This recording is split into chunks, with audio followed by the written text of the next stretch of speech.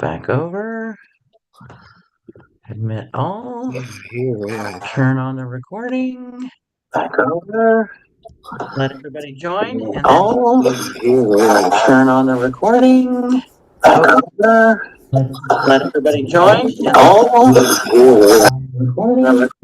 Back over. Something weird's happening. Okay, I think we solved it.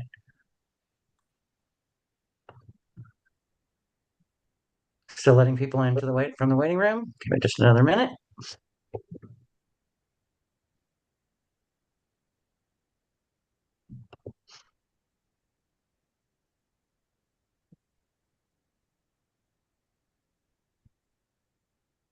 Have a lot of people coming in, so sit tight.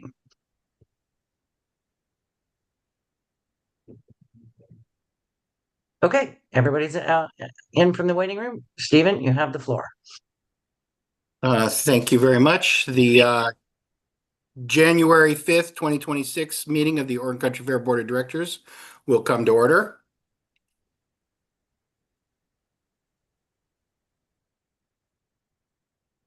We can't hear that for some reason. Don't worry about it. Your audio is just not tuned for it, but we got the gist. Well, I know the problem. We'll have the thing at the end because it's got the thing on. I'm on a different computer. Meeting has come to order. I want a couple of brief things from me.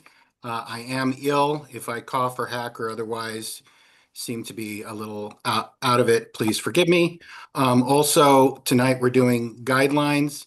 There will be a slightly different process and part of the meeting in which people who directly provided guideline change proposals may be questioned by the board without using up their 3 minutes specifically. And I'd ask people to respond in a concise manner.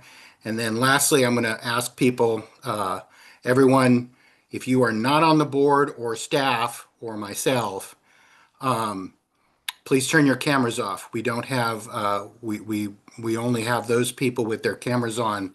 It's too distracting and it also impairs people with poor internet access. So only those people should have their cameras on. And we will begin with announcements. Are there any announcements? Please raise your hand in chat.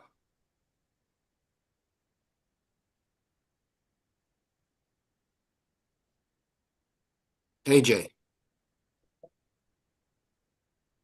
All right, bear with me for a second. I have a statement to read.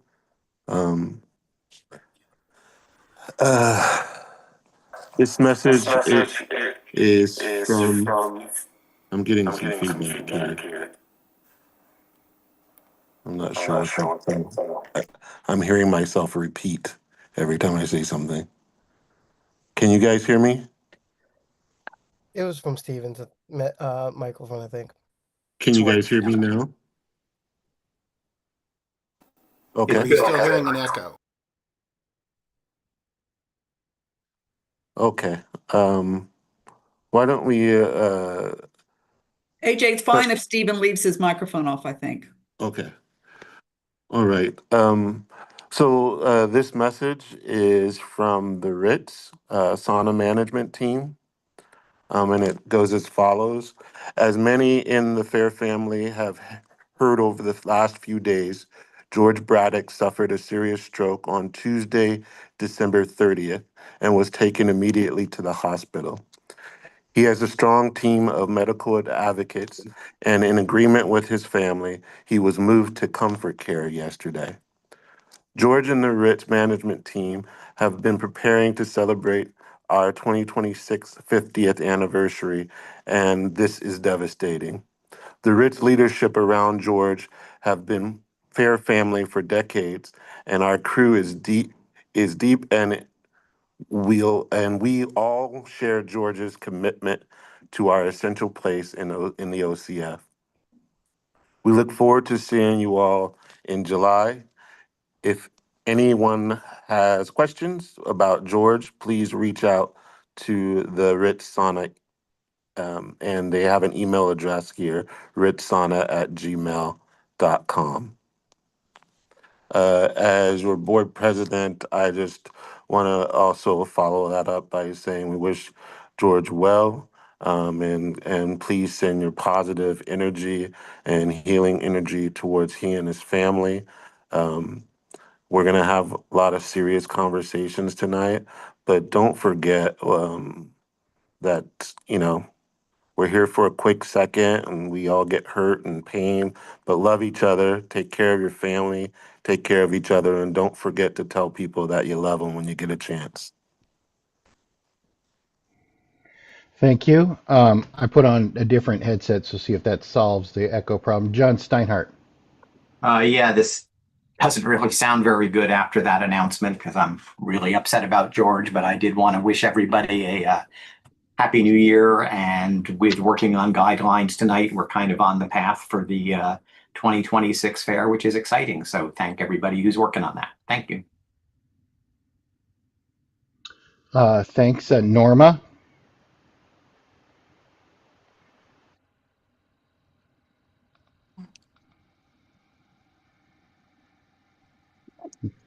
Thank you. I wanted to thank everybody. As you may or may not know, I just had serious emergency neck surgery, and I've gotten an incredible amount of support and love and caring from all of you. Meals and cards and calls and texts and everything a family member could possibly need for healing. So I wanted to thank you so much for that. Dick and I are beyond gratitude. We're beyond grateful for that. And so very sad about George.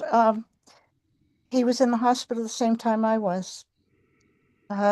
So I'll always remember the last time I saw him because he stuck his head in the hospital room to say goodbye when he was leaving. And on another sad note, a longtime child care coordinator, Jill Liberty, passed away. She was our child care coordinator for, I'll bet, 30 years. She was married to Dennis Todd, who, as you know, was instrumental in just keeping our land the way it is. And her service is going to be Thursday, January, the day after tomorrow. No, Thursday. I think you cut yourself off, Norma. You muted yourself before you were done. Okay, was I in the middle of talking about Jill? Yeah. Okay, thank you. Jill Liberty, who was our child care coordinator, passed away, and her service is this Thursday at 3 o'clock at the church at 13th and Pearl. Thank you very much. Thank you. Yaman.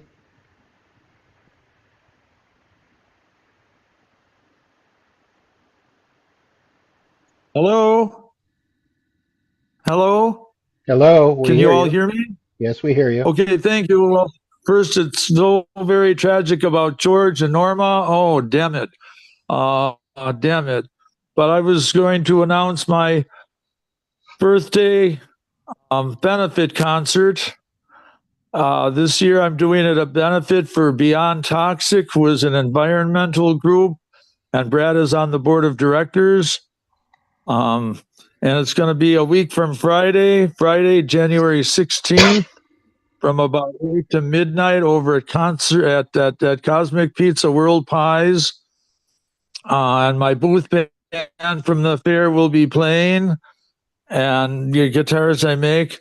And I also wanted to thank my doctors, Christine Cole Morgan and Winnie Henderson, because 10 years ago, Chrissy saved me from a hernia, and just a week ago Monday, Winnie saved me from my second hernia. And 2 days later, I was able to go out on New Year's Eve, and I've not taken any pain medication or any pain. And tonight, I was also going to express my gratitude and thanks to all of you, because sometimes, like AJ, we're all a bunch of hippies making music for art and love. And now I'm kind of crying over George and Norma. And damn it, and thank you, and happy full moon, and happy hippie, and love to you all. And thank you very much for everything. Let me be in your fair, and just, we all gotta, love each other, because damn it, okay, that's enough, I think, right? Thank you. Should I mute myself now? Thank you all. Yes. Yep. Thank you. Thank you, Yaman. Okay, thank you all. I love you all and thank you very much. Thank you. Thank you. Paxton. Just a minute while I try to get to this. One of the things I just got notice of is that the Fern Ridge Lake is doing, the Corps of Engineers is doing a master plan with public hearings coming up here in January 21st, 1 to 2:30 p.m. and Saturday, January 24th, 9 to 11 a.m. at the Veneta Community Center. If you want to find out what the Corps Engineer is, or contribute to what the Corps Engineer is doing with Fern Ridge Reservoir. Since it's close to us, I think there's probably people that'll be interested. I think you can find it by searching for U.S. Army Corps of Engineers Fern Ridge Lake Master Plan. Thank you. Thank you. And that's all I have on announcements. Last call for announcements. Remedios Rappaport, is that a raised hand? We raise our hand in chat. If you want to make an announcement, go ahead and do so. Yeah. It was a raised hand, and you want to see me, but anyway, just because of the whole health issues and everything. Much love to everybody, and because of our political situation, life the way it is right now, it's really important to stay dedicated to our love for others and where our heart is with where we spend our time and actions. And I'm still doing my gentlerevolution.com site with downloading free posters. I'm still doing my artwork and working to build community to have a healthier world. And I ended up I'm another cancer survivor. I had breast cancer surgery the day after my 69th birthday in November, and I'm recovering very well, but it's back to the old meds and all this procedure stuff. And my sweetheart, Roderick, maybe some of you might have remembered, we played frogs together. He had a stroke right before fair last year, and it's been devastating. But he lost full use of his left side and his left arm for playing guitar. 5 months later, because he's dedicated and disciplined and with good therapy, he's playing guitar again. And we just did a talent show for his family and played 5 of our songs. And so I'm feeling hopeful about that. So strokes you can recover things from strokes, and our heart being strong and our connection with family for support will help us do our best in whatever our situation is. And I'm thankful for all the love. Thank you. Last call for announcements. We have a lot of business to get through tonight. Last call for announcements. Seeing none, we're going to move on. Is there any objection to adopting the minutes of the November 17th, 2025 board work session and December 1st, 2025 board meeting as submitted? Any objection to accepting those minutes as submitted? If so, raise your hand in chat. Last call. Seeing none, the minutes of both meetings are adopted by unanimous consent. Moving on to agenda review. Let's select which items we want. So if anyone, we're going to let members chime in on this, and they can request, are there any members who request that any particular guideline changes be separated? We're going to be adopting them all together except for ones that get separated. Are there any members who wish to ask board members to consider separating any of those items for individual consideration? Hillary. Yeah, I've already written to the board about this, that the guidelines that I submitted, we have an alternative to it, and I'll explain that during the treasurer's report, and they do not have to be included in the mass approval. Okay, so we really just want numbers here. Are you asking to separate something out of that motion or Yes, not? to take out the guideline change that I submitted To and not drop it entirely, not, drop it entirely, and I'll explain during my report. which number is that? Good question. Okay, that's what I need to know. 6. 6. Okay, a And request to, 34. Pardon? And 34. It's in there twice. booth inventory. One's for booth, and thank you. Thank you for catching that, John. So number 6 and 34. Is there any board member who'd like to propose that change? It's 6 in and my 34. list, so sure. Okay. And I'll second it. Do we need a second? I'm going to, yes, but I'm going to ask then for unanimous consent. Is there any objection to dropping 6 and 34 entirely from the motion, from consideration? Last call. Is there any objection to dropping 6 and 34 from consideration? Okay. Seeing none, 6 and 34 are dropped. I'm asking members, is there any other members here who wish to ask for any guideline separations? And then we're going to do these one at a time, John, because I can't do a long list unless, now we'll probably separate them all. But actually, the way we've done this before, if somebody asks, it gets separated. So any other members who want to speak up about individually considering any guideline changes? All right, seeing none. John is requesting to separate 12, 13, 18, 19, 20, 23, 25, and 37. Sandra? I have 3 that I'd like to add. That's why my hand is up, but I can wait and Okay. deal with John's. Is there any objection to simply separating all the ones that are requested to be separated? That's what we've done before. We haven't voted on individual separation. So what ones do you want to add? Oh, I want to add 28, 31, and 35. Are there any others to separate? Last call. Trevor? 31. 31. She's already requested that. Oh, I mean, 30, 31, she got 31. And 30, then it would be 39. 39. Okay. Any other requests to separate? Last call. All right. Seeing none, we're going to be separating. We're going to be considering all of the changes as a group, except for 12, 13, 18, 19, 20, 23, 25, 28, 31, 35, 37, and 39. So that'll take us plenty of time to talk about those things. Okay.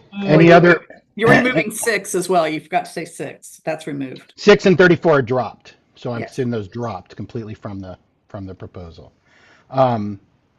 Any other agenda review? Last call. Yes, I propose that we vote on the ones that we are lumping together first to get those out of the way, and then individual. Yeah. Yep. Any other agenda review? Okay, seeing none, we'll move on to member comments. Are there any member comments? Raise your hand in chat.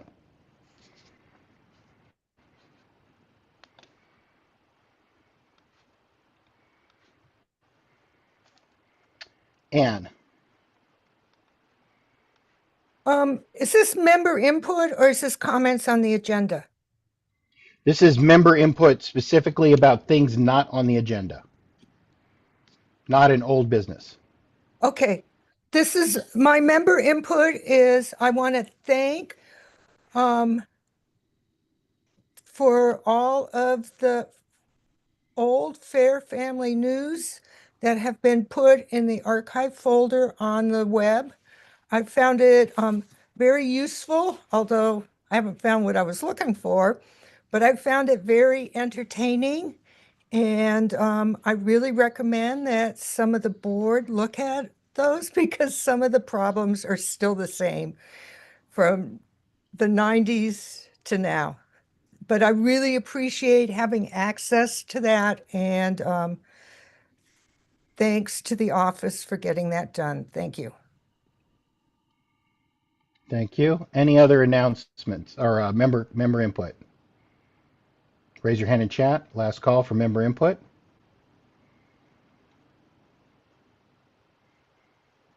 Okay, seeing none, we're going to move on to staff reports. Kirsten. Thank you, Stephen. Good evening, everybody. I hope you all had a wonderful holiday and Happy New Year to everyone. And I hope the holidays filled your cup with love and joy. And we are excited to get the 2026 fair preparations underway.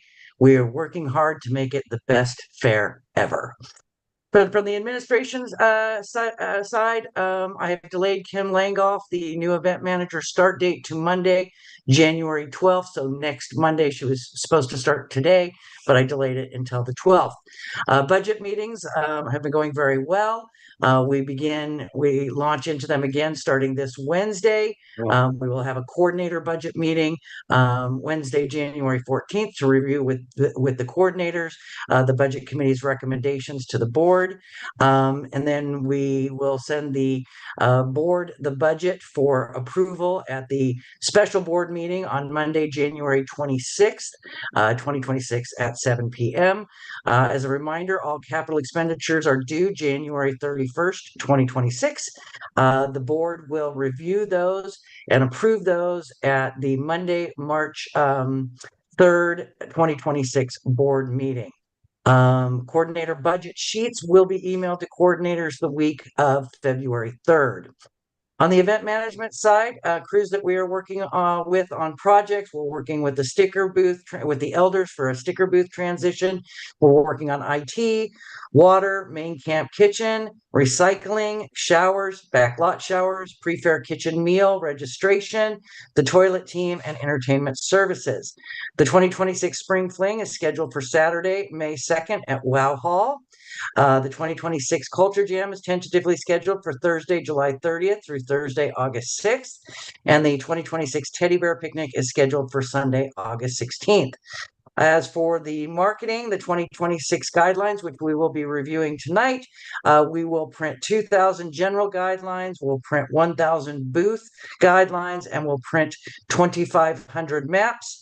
The maps will be available at QM and the sticker booth. We do send the guideline revisions, or we expect to have them back from the graphic designer by February 1st and off to the printer by March 1st and posted on the .NET site by March 1st. So everything we do tonight, we kind of have a goal of getting all that wrapped up and on the digital copy on the .NET site by March 1st, which is the date that the database will open this year. Craft applications are on the .NET site. They went up today and will run through March 1st. Teen crew applications, we're anticipating that coordinators can request teens starting in March 1st of this year. I don't have to say 2026 anymore. We've turned the corner. And then teens will be able to request to be on a crew starting April 1 through May 1. Entertainment applications are currently up and will be up through February 15th. The contracts that we'll be working on, and some we've already started and we'll be well underway with these very soon. I've already engaged LTD. They have done the annual posting for our service. We have had 2 bidders. I was able to get one of them to back out, and I have a meeting with another bidder this Thursday. If they bid, we lose LTD. So my job is to make sure that they withdraw their bid because their buses won't come down our roads. They'll hit our trees. There's a lot of reasons why we can't do anything but LTD, but we've got to go through this process every year because of the Federal Transportation Administration ruling around public entities providing private services. Of course, we'll be working with First Student, United Site Services, I did get word last week that Honey Buckets has completely withdrawn from Lane County. So even if we wanted to go back to Honey Buckets, we couldn't. They are no longer doing business in Lane County, just FYI. All of their business is now being referred over to Bucks Sanitary Services. So that was kind of surprising. So if we didn't move from Honey Buckets 2 years ago, we'd be moving from them right now. And that would put us in a very short term crisis, because this took a while to get United to even come to the table. A full year of them coming and meeting with us before they bid on us. We'll be working with Lane County Sheriff, Western State Flaggers, the City of Veneta, Dodeca Art Barn, Whitebird. We have signed our contract with Whitebird. Life's Best Intense T-shirts. A coordinator e-blast will go out for the size request in January. The date to submit those, the deadline to submit size requests will be the February 15th. So coordinators, keep your eye out for that. We'll be working with our guideline printer, our inventory printer, our commemorative sales printer. We'll be working with Zumwalt Campground, Emerald Valley Towing, Paragon Water, Moo Lines, Sunbelt Rental, United Rental, Penske Rental, Enterprise Rental. We'll be renting a water meter. Afton tickets will go on sale on February 15th and will change to full price on June 16th. We'll be working with Cascade Ice. We've already signed our contract with them for 120,000 tons, or 120 tons, excuse me, of ice. Our service providers, Veggies on the Run, Santa Clara Farm Stand, Lane County Health Inspectors, the ATM, Sherman Brothers, which delivers our ice, T-Mobile and Verizon, and Breathing Media that does our promotional videos. Our 2026 permits, we'll be working with Lane County for Farside, Zen Acres, Alice's, Marshalls, and Dahindas. We'll be getting an outdoor assembly permit for Farside, as per usual. We'll be working with ODOT to get a right-of-way permit, Lane County for a right-of-way permit. We'll be getting a dance pavilion building permit, a Chela Mela building permit, and we have one last building in Xanadu X30 to get permitted, and then Xanadu will have met the requirement of the county to have all of those structures permitted. So we're on the home stretch there. And thank you so very much. And I look forward to a fabulous 2026 fair. Thank you. Thank you. And Hillary? Thanks. Happy New Year. I'm definitely feeling a little somber with the news about George. Feeling a little bit emotionally fragile, but very grateful for all of you and for our connections and our family and what we do together, and for Norma's recovery.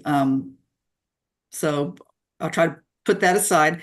And I want to talk to you about those guidelines that I withdrew, because it is of interest to everybody.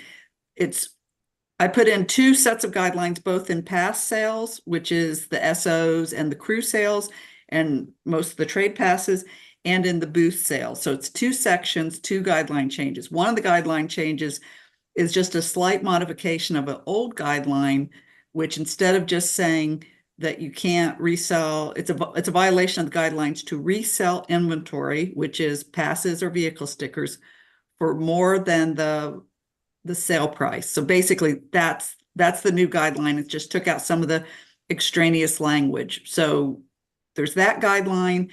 And then partly in an effort to have a better internal control system, which is now possible, the second guideline, it's being withdrawn because it's not possible right now, but that was saying that everyone would get a receipt for their purchase. There's a couple of reasons that's not possible, and a couple of reasons why it looks like it will be possible in future years. Right now, not everybody has an email address in the database, and right now, not everybody is purchasing their own inventory. So I worked with John and Kirsten to find a way around that, but to still get that same accountability. Receipts are really important. Partly that a lot of the people who participate in the fair and get paid for inventory are doing it as a business. Think of all the booth people, think of all the entertainers. They need those receipts for their businesses. It's also important as a communication to the people who are getting the inventory that their money was spent for what they paid for. And we want that accountability. We want people to understand that that they are purchasing things at face value, that there's nobody in the middle who's benefiting or overcharging them. We know that there have been volunteers in the past and some booth people in the past that have been overcharged. So part of this is getting the communication and getting the validation to show that the system is operating correctly. If you know the system is not operating correctly, we do want you to feel like you can come to us. And what I recommend is, say if you know there's an overcharge or misappropriation, something's not going right, the best place to report that is either to the treasurer, which would be me right now, or to the executive director, Kirsten, right now. And we would be glad to take your information in a confidential manner and handle it, and figure out the appropriate follow-up, and make sure that the fair is operating in a transparent and fair manner. So I want to thank everybody. That's the explanation. We are trying to make a good, sound, accountable system. And I'd ask everybody, the coordinators, to support the database. It's going to be important to get email addresses in there, not only for the transactions and the transparency and the trust there, but also for the elections. So please, please, please try to get the correct email addresses in the database for the people who you sign up, and encourage them to be responsible for their own accounts, keep their information current, and learn how to use the database. In the future, it's going to help our communication, it will help our membership, and it will help our purchasing transparency. So thanks a lot. See you at the end of January for the budget meeting. Thank you. And we'll move on to committee and work group reports. Is there any objection to accepting the committee and work group reports as submitted?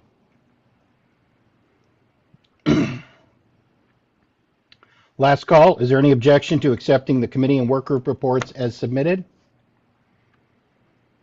Seeing none, the committee and work group reports are accepted by unanimous consent. And we will move on to old business. The appointment of Anna Brown, Synnøve Abrahamsen, and Lisa Cooley to the Elders Committee, sponsored by Kevin Levy, John Davis, Sandra Bauer, John Steinhardt, and Paxton Hogue. Who'd like to make the motion? I so move. I'll second it. I heard Sandra move, and was that John Steinhardt that seconded it? Okay, and so did you have something to say before? Do you have something to say to speak to the motion before we go to member input, Kevin? I'm not sure where I they went on. was just going to support. I was just gonna Okay. support him. They're great. Okay. Thanks. Is there any? So, is there any member input on this? Ann? I would just like to say I support these candidates for the committee. As a member of the Elders Committee, I know that they have been coming to meetings and actively participating in the Elders Committee and Elders activities. Thank you very much. Thank you. Any other member input? Okay, we're gonna go to board input. I will remind everyone we got a lot of business to do tonight, so I think most people support. Let's if we don't find cause for contention, let's try and be concise. Go ahead, Paxton. I just want to say I really appreciate the handwritten applications, and I support the candidates. Thanks. Did you have anything else you want to say, Kevin? Yeah, I just wanted to say definitely full support for them and thank them. And I wanted to say I appreciate their patience. They had been submitting these for a while, so that's why they're kind of stacked up. So thanks y'all for waiting, and happy to get you in there. Thanks. AJ. This is a special shout out to Lisa Cooley.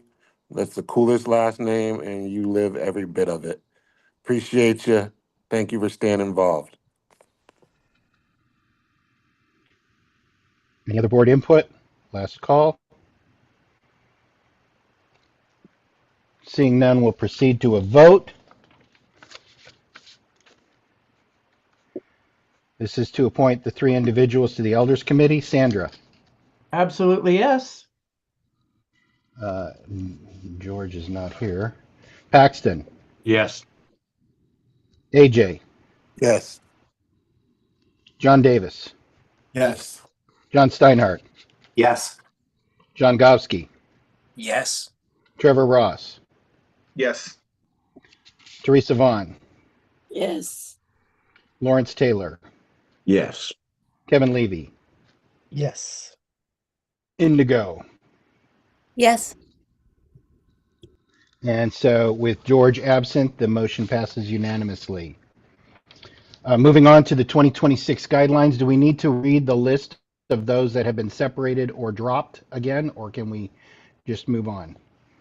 Okay, so the first item of business is to adopt all items that have not either been dropped or separated in the guidelines proposal. Who would like to make that motion? I move to adopt the ones that haven't been separated or removed. No, second it. Okay, I'm going to go with Teresa made the motion and AJ seconded it. Is there any member input on this motion? Last call for member input. Is there any board input? Is there any board discussion on the motions on all the ones that have been deemed non-controversial? John Steinhardt?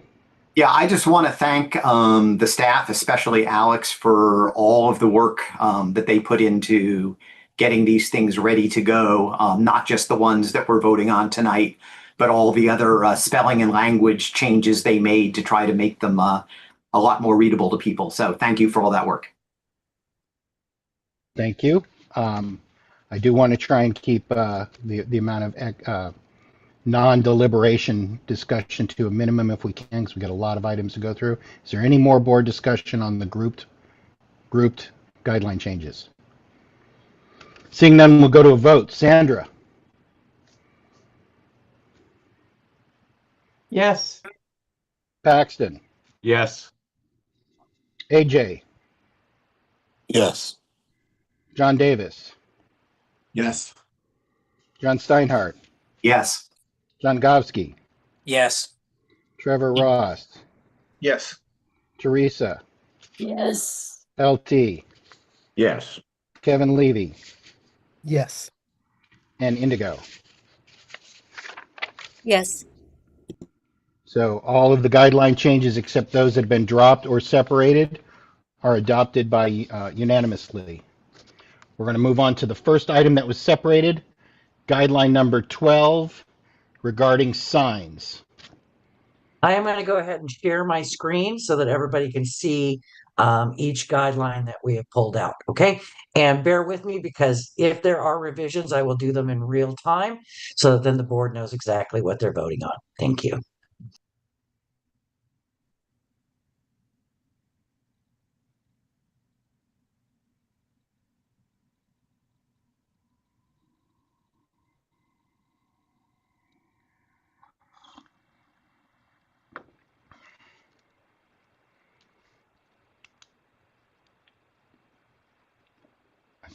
Assume we're going to scroll down to 12.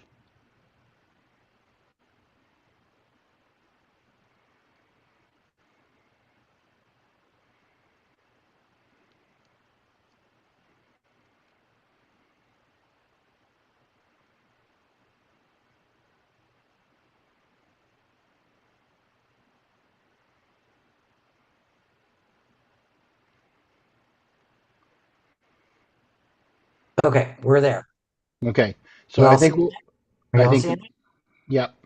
You might have to scroll down a little more to see the bottom of Yeah, the it's going to section. scroll across 2 pages. Is the Yeah. font big enough to read? Shall I blow it up? Can I make it bigger?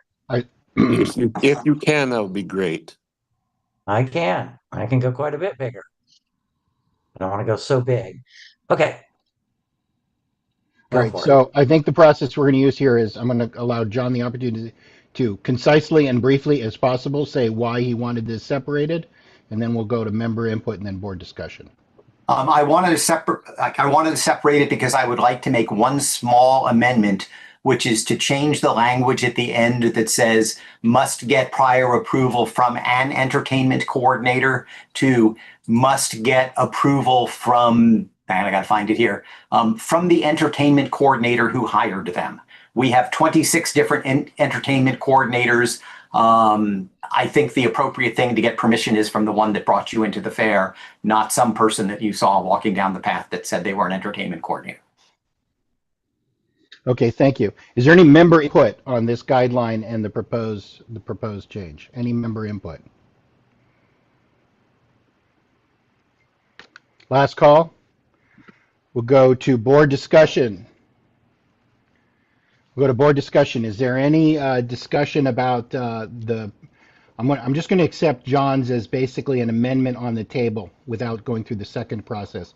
Is there any discussion about this change to the guideline? Raise your hand in chat.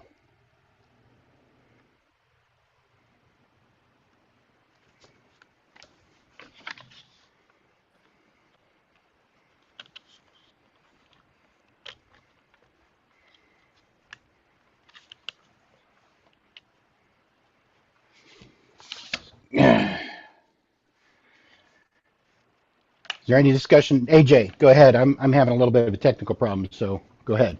Yeah, I just want to make sure that this covers a situation where a coordinator is not available and that this includes a co-coordinator as well.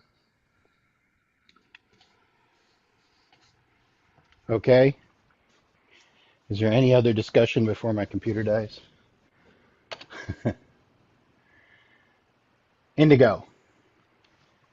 Maybe instead of saying the coordinator that hired them, it's the crew coordinator, entertainment crew coordinator, some language around specifying the crew that they're in, because there are many entertainment crews.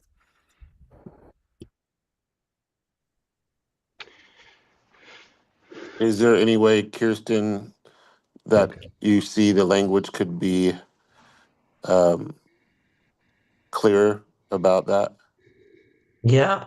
Well, I think when you say the entertainment coordinator, they should know which entertainment coordinator or which entertainment crew that hired them. So I think that we just say or co-coordinator that hired them, so that you do.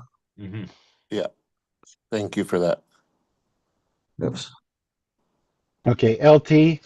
Thanks. Yeah, I was onto the same basic section of language. See, it's not clear to me exactly how entertainers are hired, whether specific coordinators do all the hiring, or there's some people do different things. I think it would make a lot of sense to simply say approval from the appropriate entertainment coordinator, and that would be whoever's or if appropriate isn't good, then the responsible entertainment coordinator, and that would be whomever is responsible for coordinating that particular entertainer. Okay. I mean, this is my idea. All right.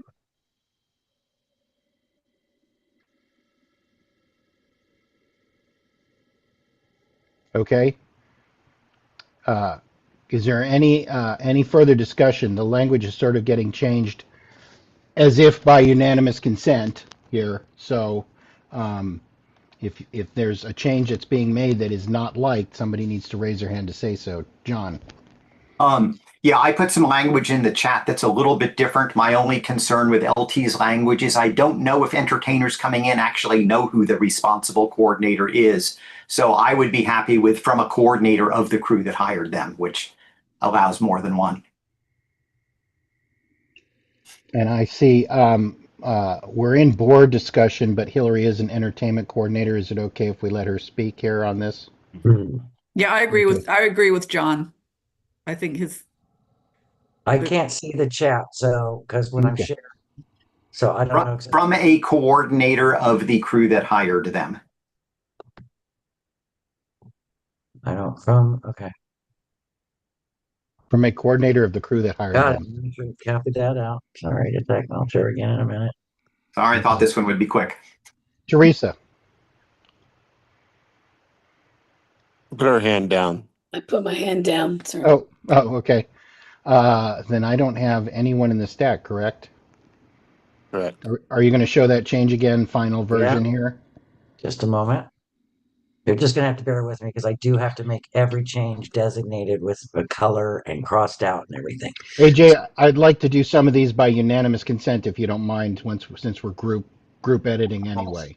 Once we group edited it, that's fine with me. Okay. Does anybody object to that?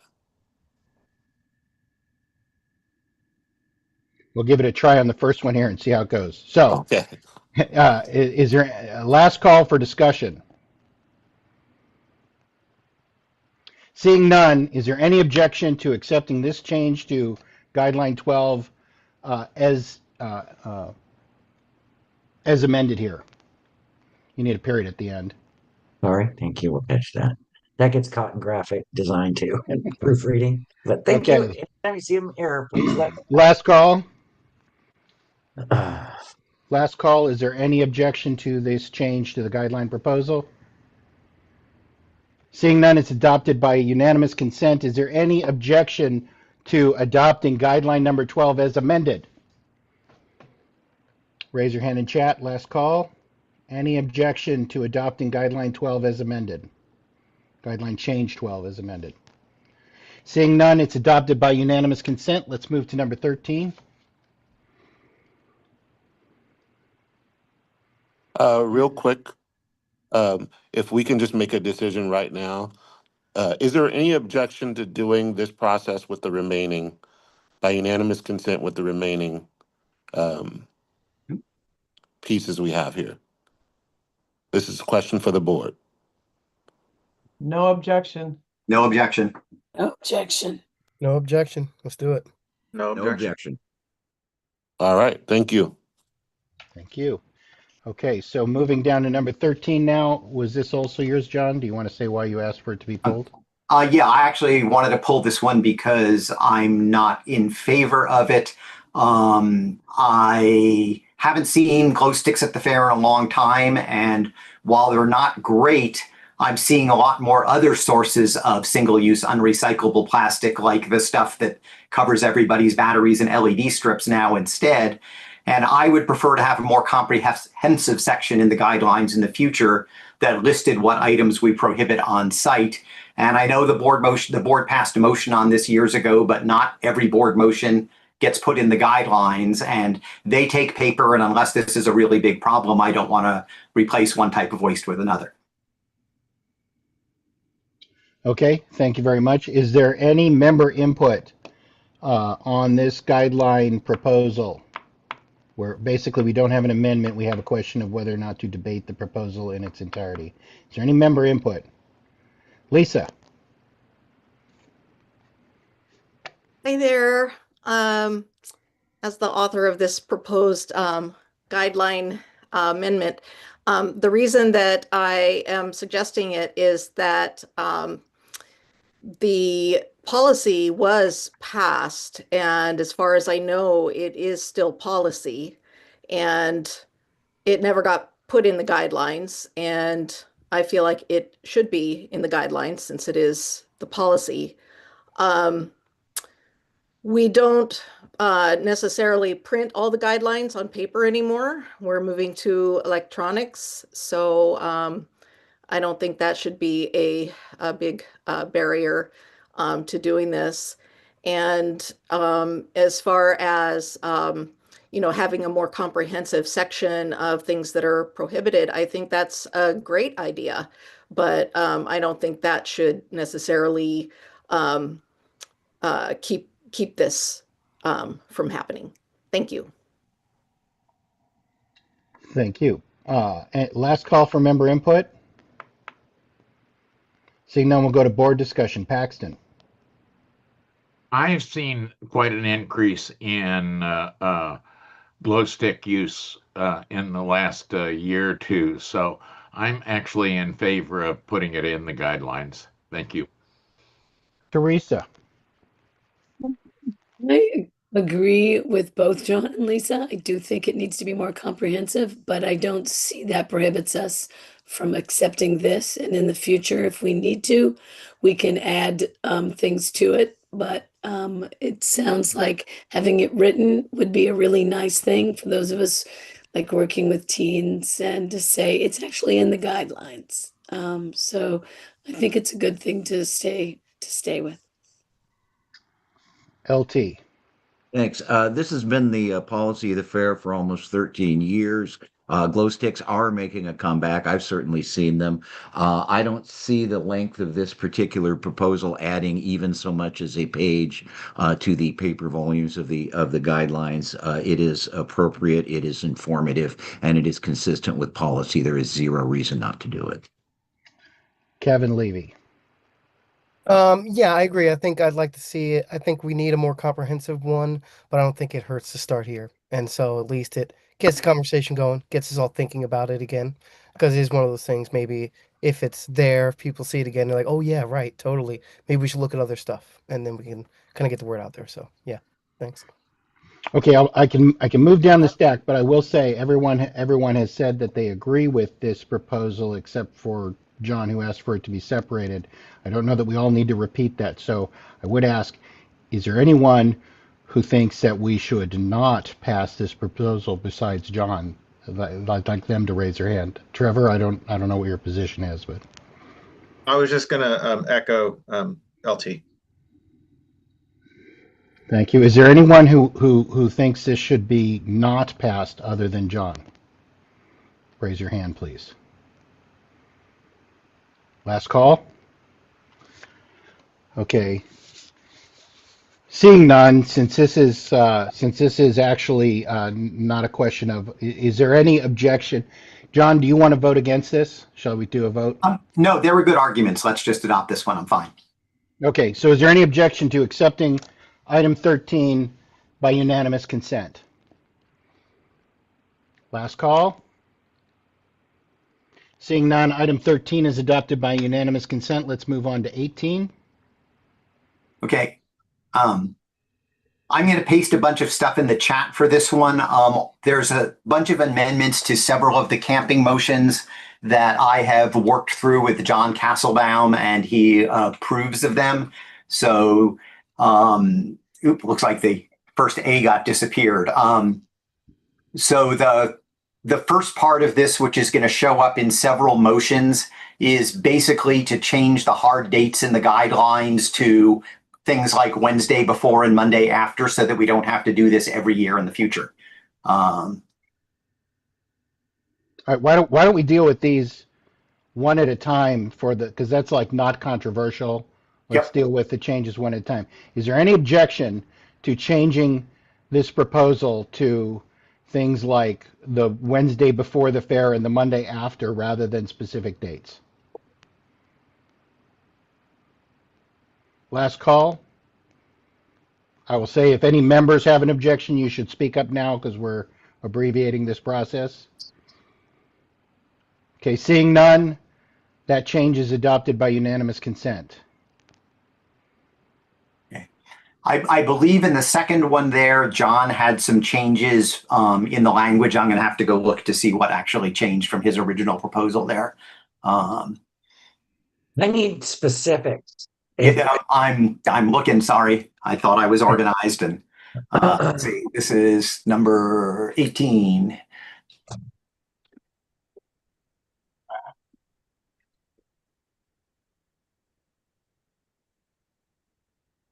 I am confused. There it is. So it's going to be hard for me to give you a word by word thing here. What John wanted to do was make it clear who is allowed on site before Wednesday.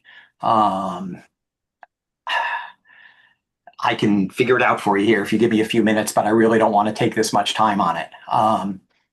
Let's see. Oh, okay. So I actually had it here. Sorry. So what he agreed to was change the "you can camp at the fair starting Wednesday, July 9th, only with possession" to saying those in possession of a wristband or photo ID, but without operational approval to camp on site before pre-fair Wednesday can begin to camp at the fair starting pre-fair Wednesday.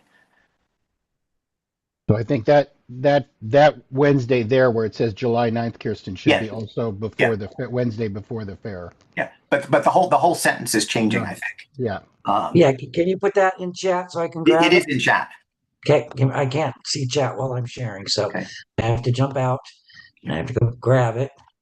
Stephen, while Kirsten is cutting and pasting, the last one of these to remove the fire stuff is because he wanted it to move to a different guideline. So there'll be a second amendment to put it into a slightly different guideline on camping. It's not going away, it's just moving. Okay, so I'm kind of confused. So what is this amend to remove all campers must observe the fire regulations? No, I was just telling Stephen something while you were doing the second part of this. The second part's in the middle paragraph, and I'm still confused exactly what we're doing. Okay. Yeah, so I'm not sure. Okay. Okay.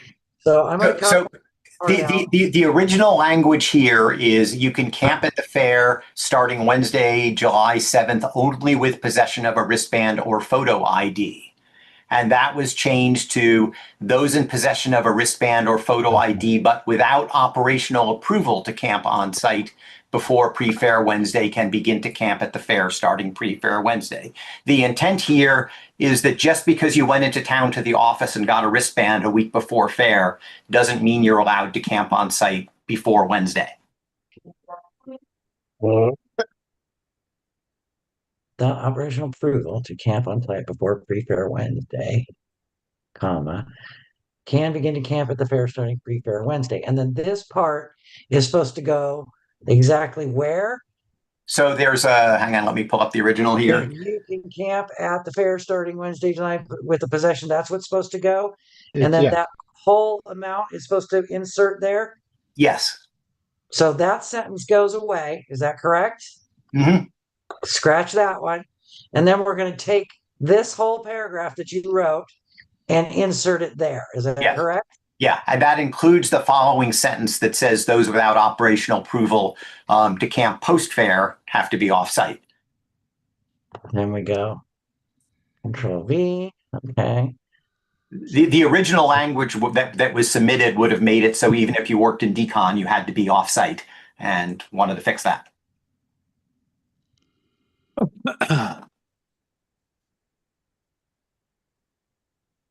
Okay, got it.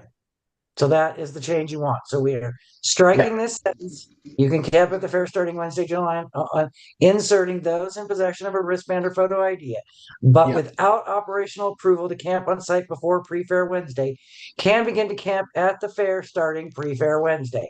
Okay, then it just goes back. Those without operational approval to camp on site after post-fair Monday must be packed out and off-site no later than 6 p.m. post-fair Monday. Got it. Yes. And that's all the same. And then the last sentence that says all campers must observe fire regulations is also to be removed and inserted in a different guideline.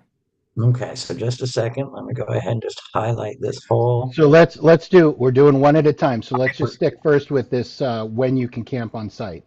Can you share that screen, Kirsten? Just a second. I need to turn that red because that's what just got changed. And I'm sorry, what do you want me to share now? I want you to share the screen, and I don't want the fire regulation part in there because we're trying to do these one change at a time. Oh, I didn't get. Okay, so can you share? That was already in there. That I did not copy. No.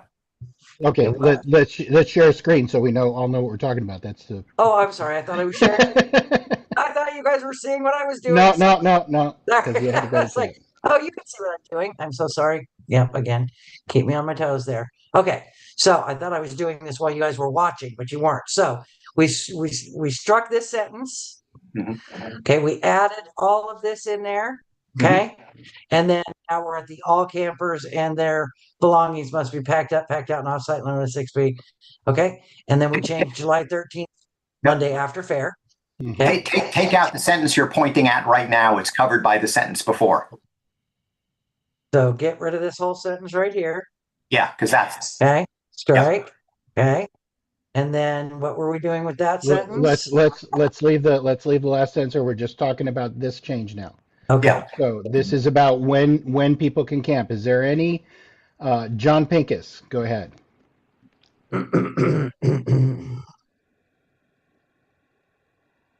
Well, this entire section about camping is very detailed and confusing and hard to place, and it seems to be in several places in these guideline proposals.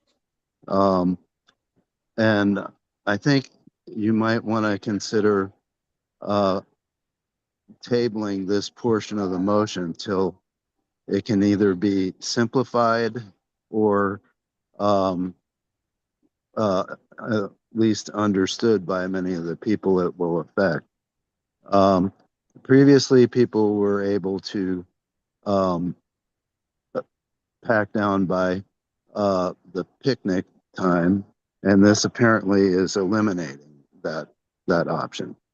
So I think there's the motion, the guidelines pertaining to the camping are so voluminous in this proposal that a lot of people won't understand what's going on, and will I think it pretends a lot of difficulty and conflict on site. Let's put it that way.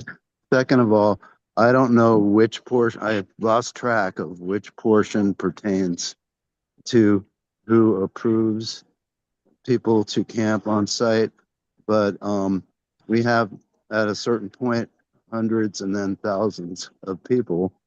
They're all going to go to the camping coordinator or quartermaster. Maybe that should be up to the coordinators. So those are just concerns I have.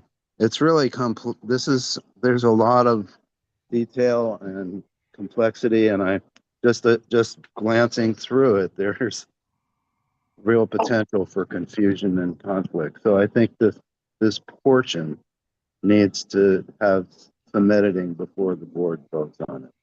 And this is not a great way to do it right in the meeting. Thanks. Thank you, John. Is there any other member input? And I'm gonna go ahead and raise my hand. I'm speaking as a fire crew coordinator, not as a facilitator of the meeting. I think it's a good change. In particular, there is a whole process for credentialing emergency responders on Tuesday, and there's been a great deal of confusion about when our people can be on or not. I don't think the operational need is defined by staff and the operations management. So I think it makes sense that you're simply saying, that I don't think they're going to individually decide who can be on. They're going to say this crew can have the people that they need there and so forth, and rely on coordinators to manage that. Thanks. That's all I have. Remedios Rappaport. I got to comment along John's thinking there, in that if somebody has a reason, needs to be there beyond, the 6 o'clock on PM on Monday after fair, I mean, there should be a clause on there that says anyone beyond that point needs to have a specific reason verified and whatever by a coordinator, whatever, just, put a little clause in there that other people still working on the site for various different projects and coordinators will need to have permission from those entities, whatever, to continue to be there. And that's probably confusing, but you understand the gist of what I'm saying is there ought to be a little, what do you call it? A back door that's clear that says, okay, it used to be the old policy was back in the old days was, well, if you needed to be there, you'll be there, you make yourself non-expendable. I mean, you have to, if you're needed, then there will be a place for you. There's got to be a way of kind of like saying that with better words than I can pull up. I'm also recovering from this cold that everybody seems to have. So maybe Lawrence, you're really good with words. Maybe you know what I'm trying to say, or Paxton, it's like, if you're there and you have a reason you need to be there later than that, there has to be a way of verifying that. And it should say that in there somehow. Thank you. Last call for member input. John Steinhardt. I believe the words operational approval are exactly what you're asking for there. I do want to point out in response to John that, these have been published for 6 weeks now. This is kind of the 11th hour to hold up our printing deadline for something you could have brought up weeks ago and worked out. I would also say that The only reason this one was pulled out was for me to change some of the date stuff, and nobody would even noticed had we voted for this thing in bulk. This was submitted by the camping crew coordinator, and we worked on a few word changes, but other than that, that's where it came from. It didn't come from me. So anyway. Oh yeah, the other thing I wanted to say is we are having increasing difficulty in recent years with people coming too early and staying too late. And we have never budgeted for sanitation, medical, fire, you name it, for all of those things. And it's starting to be a significant expense. We can't have everybody, show up a week early and stay a week late unless we want to start charging more for passes. So. Thanks. AJ. Well, I want to disagree just a little bit in that I would have pulled this out because I don't like this at all. I would say that I think we have a process with issue with guidelines like this. We have these many, and it happens in December, and we're voting on it this early in January. It doesn't allow people who have families and want to celebrate holidays to thoroughly look at these things. We're board members, so we kind of have to do this. Second, I would say I don't like this at all. I've been a member of the pre-post security crew for over 2 decades now.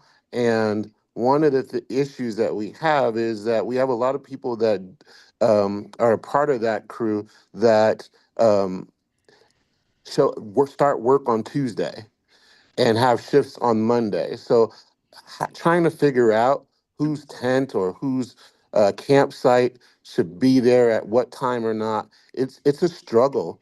And even the coordinators sometimes have issue with knowing who. They don't know every shift that, for example, Farside, where a lot of different crews camp over there. The coordinator over there doesn't actually know what crew and what time your shift starts. They have to trust that you're telling them, the truth when you say you have a shift on Tuesday or you have a late shift on Monday. I think this needs to be teased out a lot more than what it is, and it doesn't cover and accurately account for a lot of the situations as far as camping on Tuesday or staying late on Monday. It doesn't account for some of those situations, and just putting operations will make that decision. I think it has to be a clear path. What operations, what individual, how do you contact that individual to get that? And with coordinators don't know, who do you talk to? And so I think that there's a lot of issues with this, and I would have pulled it out, and I'm not in favor of that part of the motion. Okay, Paxton, and I think we've already accepted that first change, so we're talking specifically about this language about staying past Monday, being there before Wednesday, this current change. Can you share that again, that change, Kirsten? We're not seeing it. Paxton. Well, I personally have to agree with AJ. I think it's a little too restrictive, in my opinion. I am concerned about the 6 o'clock on Monday. I have argued for 20 or 30 years that's too early. It should at least be 9 o'clock when there's the gates are closing. And I just, the larger we get, the more harder it is for people to pack and get up. I'd like to see some tolerance a little bit in that. In general, I think we do an exceptional job of getting people off site. And I also think that in the beginning, in the weekend before, is often people come down, set up camp and things like this. I think that helps the way the fair functions. And as far as the load on sanitation and that, I would just prefer to fund it. So and deal with the people. So I have some concerns with this.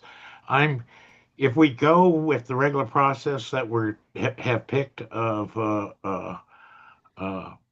using unanimous consent to approve this, I probably would not stand in line, but I would just as soon withdraw this one myself. Thank you very much. Okay, I'm going to ask, I'm I'm going to ask, John, do you have any objection to changing that to 9 p.m. on Monday? No, I don't at all. Okay, good. That seems not controversial whether or not the change is approved or not. A quick process thing. We were talking about an amendment here, and the question is, are we actually still talking about the amendment or about withdrawing the whole change? I think what we're talking about is the amendment at the moment. I don't know the fate of the entire change. Okay. So I am monitoring that. I think we're talking specifically about this language. We are not looking at it again, Kirsten, so I'm not sure if that's on purpose. And then I've got Trevor and then Kirsten, Lawrence, Taylor, and Hillary. We've left member input on this. So Trevor. Yeah, I have similar concerns as AJ. I mean, I'm in a unique situation in the near term, in more recent terms with being a coordinator on wristbands. We're not considered a pre-fair crew, yet we do pre-fair work. Sometimes I need to leverage some of my crew ahead. I'm also my camp host, and there's some large infrastructure that we deal with. I coordinate with Farside, Bill, and Keith pre and post to make sure that I can have access and kind of let them know my schedule based on the times I need to be there. And kind of the weekend, that crunch weekend before fair is pretty heavy for me. I mean, I do my best to coordinate and not camp as much as I can, but I think some flexibility around some of us coordinators and operational people, needs to be considered when we're looking at, a very, discrete language, I guess. Kirsten. Can I stop sharing? Sure. Okay, so this language actually codifies our current policy, operational policy. This has been in effect since I've been here, and probably many, many more years prior to that. And so we have seen Wednesday, turning into Saturday that people are moving in, right? So everybody knows that you're not supposed to move in until Wednesday, but they're moving in on Saturday. And so I think it's important that we do delineate the date of move-in. We are going to be publishing the list of crews that are operationally approved to camp on site in the guidelines. And it's quite a lengthy list. It's in this packet. So there won't be any confusion about what crews are actually pre-authorized to be on site camping during main camp and prior to move-in Wednesday and departure Monday. So I think we're making much ado about nothing, because this has been the operational process forever. Thank you. Thank you. But nobody's paying attention, so we really do want it in writing. Thank you. Thank you. Okay, I'm trying to stick with board discussion because we still have a lot of business to go through. LT? Thanks. I think Kirsten already just explained that this isn't anything new. It makes sense to get this information out. I think what I read is sort of a subtext to the concerns that AJ and others have raised, and that I share. I think it's a question of the distinction between what are the parameters, what are the rules and lines, and how are they going to be applied in practice? And it's I think ultimately a question of how much reasonable flexibility and case by case circumstance, which in other words, our old way of doing things. I think there may be an understandable concern that we are moving into a more rigid and inflexible culture, and I don't pin that on current staff and employees who I don't think necessarily share that perspective, but I do think there are those among us who would like a less flexible and more rigid system, and I think that's a danger that we need to be concerned about. But since this is already the policy making it explicit, I don't think it's a bad idea, but I do want to encourage an awareness of the fuzzy nature of facts on the ground. We've got two members, AJ, who've raised their hand. Do you want to let them speak to this specific change before moving on to decide about it? Yeah, unfortunately, we are running out of time. We've got to Yeah. get this done. So, yeah, All we right. got to stick. And we've got board members Stick still with on the. board session. Yeah. Yeah. Okay. So Sandra's hand is down, up, and down and up. So go ahead, Sandra. Yeah, I Hillary's wanted an to, officer too. Sorry, yeah, Hillary's I an wanted, officer, so she can speak as well. yeah, that was Okay. my, Well, that's a change. Okay, that's a change from what we've done before. But okay. So yeah, Hillary is part of the board and she should be able to speak during the board. okay. Well, that's it. Like I said, that was Okay. specifically decided differently not long ago. So when we talk about what is our tradition or our practices, they get changed this way. I don't mind if she speaks, but we did the opposite months ago. Let's not spend a lot of Go ahead. time. Hillary can Well, go. go ahead, Thank you. Hillary. Thank you. I hope this process is generally codifying what's already been decided with, some minor flex there. But please do not make major operational changes on the fly. For example, changing the time that we're asking people to be off site from 6 o'clock, which that's already 6 instead of 5, to 9 o'clock. That's major. Please don't make a change like that without vetting it. It affects QM, it affects kitchen, it affects security, it affects traffic. That is not just a easy little policy thing. That's major budget and staffing changes. So please be conscious when you're, thinking what you would like. Don't just on the fly make major operational changes without vetting it first. Thank you. Any more board discussion? And can we look at those changes again, Kirsten?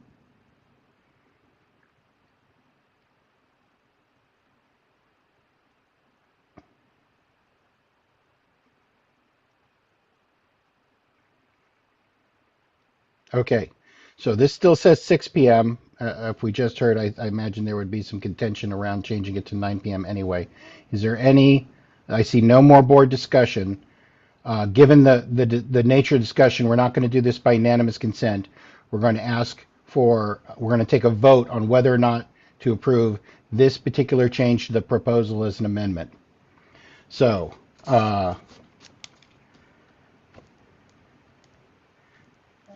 can we keep it up for people to see it? I don't know if they need to keep seeing it. Sandra, Are we leaving it at 6 o'clock? I think so. Oh, then I'm a yes. Paxton, No. AJ, No. John Davis, Yes. John Steinhardt, Yes. John Govsky, No. Trevor Ross,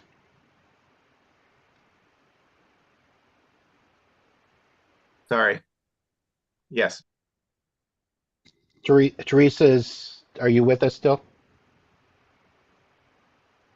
I think she got called. She got She called did. out to her She got family. called away. Yeah, for a family thing. So, LT, No.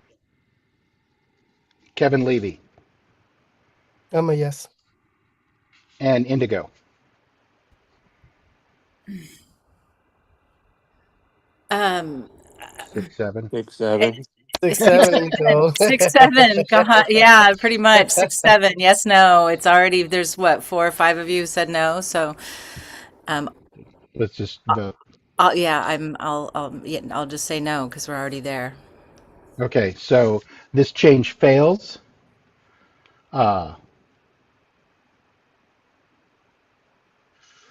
Which does not change that we've agreed to the Monday before, Wednesday after, or Monday after, Wednesday before, and so forth. But this change fails. Can you put that back to the way it was?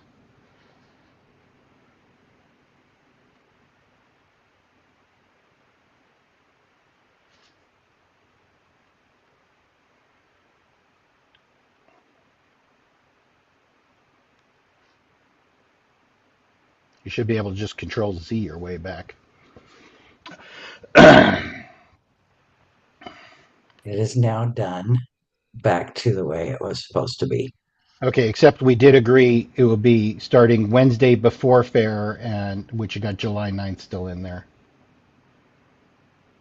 Yep.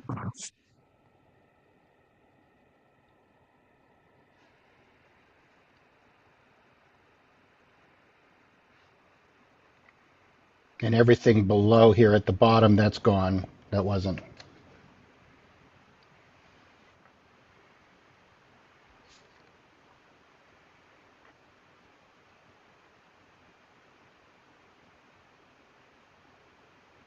Okay. Now, did you still want to talk about the fire protocol, John? Well, I'm not sure where we are now. Are we voting on whether to We accept? we haven't voted on the proposal yet. We've accepted before the fair and after fair change. We just went through a lengthy discussion and rejected all of the other change regarding when you have to leave and when you have to be there. Yeah, let me see. Let me see if I can make this easy and say amend to move the all campers must observe fire regulations from here to guideline 21, or to change number 21. That way we can get them both done quickly.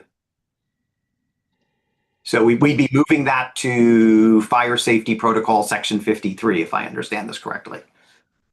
Okay. Is there any member input on that? I'm still confused about what he just is asking. He wants to change the last sentence here and move it to guideline 21. To change 21, yeah. Well, guideline 21 isn't. No, change 21. Change 21 on campsites. 21's already been approved because it was not pulled out. Yeah. I thought we pulled it out. No. No, you did not pull out 21. Okay. So it's already approved. Okay. All right. So do you want to delete that? Are you proposing to delete that sentence or leave it alone? I guess it probably should be in there somewhere. So I just missed that one. Sorry. Okay. Well, that's good. Because I would have spoken for it. Okay. So so then we're done. So that's all the amendment to this guideline change. We're now discussing this guideline change as amended. Is there any member input? John, do you want to discuss this guideline change as amended? You have a little bit of time left. What amendments? We already approved the date change. No, the guideline change itself, number 18. Are we approving it? Oh yes, time to approve the full. The full thing. Yep. John, do you want to speak to this? Only to repeat my suggestion that you postpone this particular one, just because of everybody's confused about what you're talking about. Thanks. Any other member input on number 18 as amended?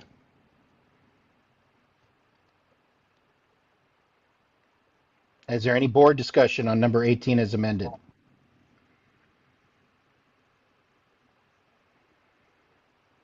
AJ.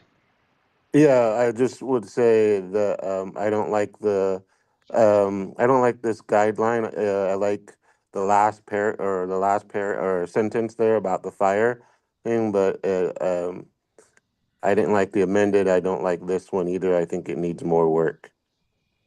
Can I just say that what we have just done is actually reduce this original guideline, which did talk about having to be packed out and offsite. This is the original, right? So we've actually reduced it quite a bit, significantly made it shorter. So this is the proposed, right? This is the it would also the text that currently exists is right here. And what we've done is we've just compressed it to that. So we actually took out quite a lot. Yeah, I'm just arguing the merits around the timing of the camping. I think there's a lot of more nuance than this. I know it's a policy, but putting it in the guidelines, I think it's a policy that we can address later on, but putting it in the guidelines kind of, for me, codifies that like policy, and I think that policy needs some work based on the logistics and the reality of what happens on our site from Monday to Tuesday. Well, if we deny this change, and I'm not pro or con, you will be removing that you can camp at the fair starting Wednesday. That's already in existence. Same thing with pack it out by Monday at 6 p.m. That already exists in our guidelines, just FYI. What we've just done, if we approve this one, is completely remove that to just before and after, and that's it. That's it. That's the only change we've made, really. Because this policy already exists in the guidelines, just FYI. Just pointing out that this is what the current guideline says. This is what the current guideline says. Okay. John. Yeah, I just want to say that, I really want to support operations here. And if you look at both the original language and the replacement language, they kind of include things that I don't think operations is supporting, like signing in at quartermaster at main camp. I don't know for sure, but if we're not doing that anymore, we shouldn't have it in a guideline. And all we're really doing is being more specific about the language that was here. We're really not changing the policy. If you haven't read the entire modified guidelines booklet, there is a whole page in there with a list of crews that are already authorized to be on site, including pre-post security and things like that. So I think we're just trying to be clear about what we've been doing, and I guess I'm not sure why it's being so challenging, but that's all I have to say.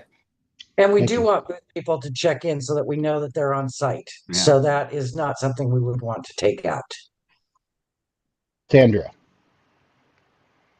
Yeah, I think that it would be very unwise to remove this part of the guidelines. I think it's having campers start moving in the weekend before, when they're really extends the fair another 3 or 4 days. I mean, just the sheer logistics and cost of that are overwhelming. And leaving by 6 o'clock Monday night, that's been the policy since the beginning of the fair. There's always things that will be exceptions to that, and I think those get handled out there appropriately.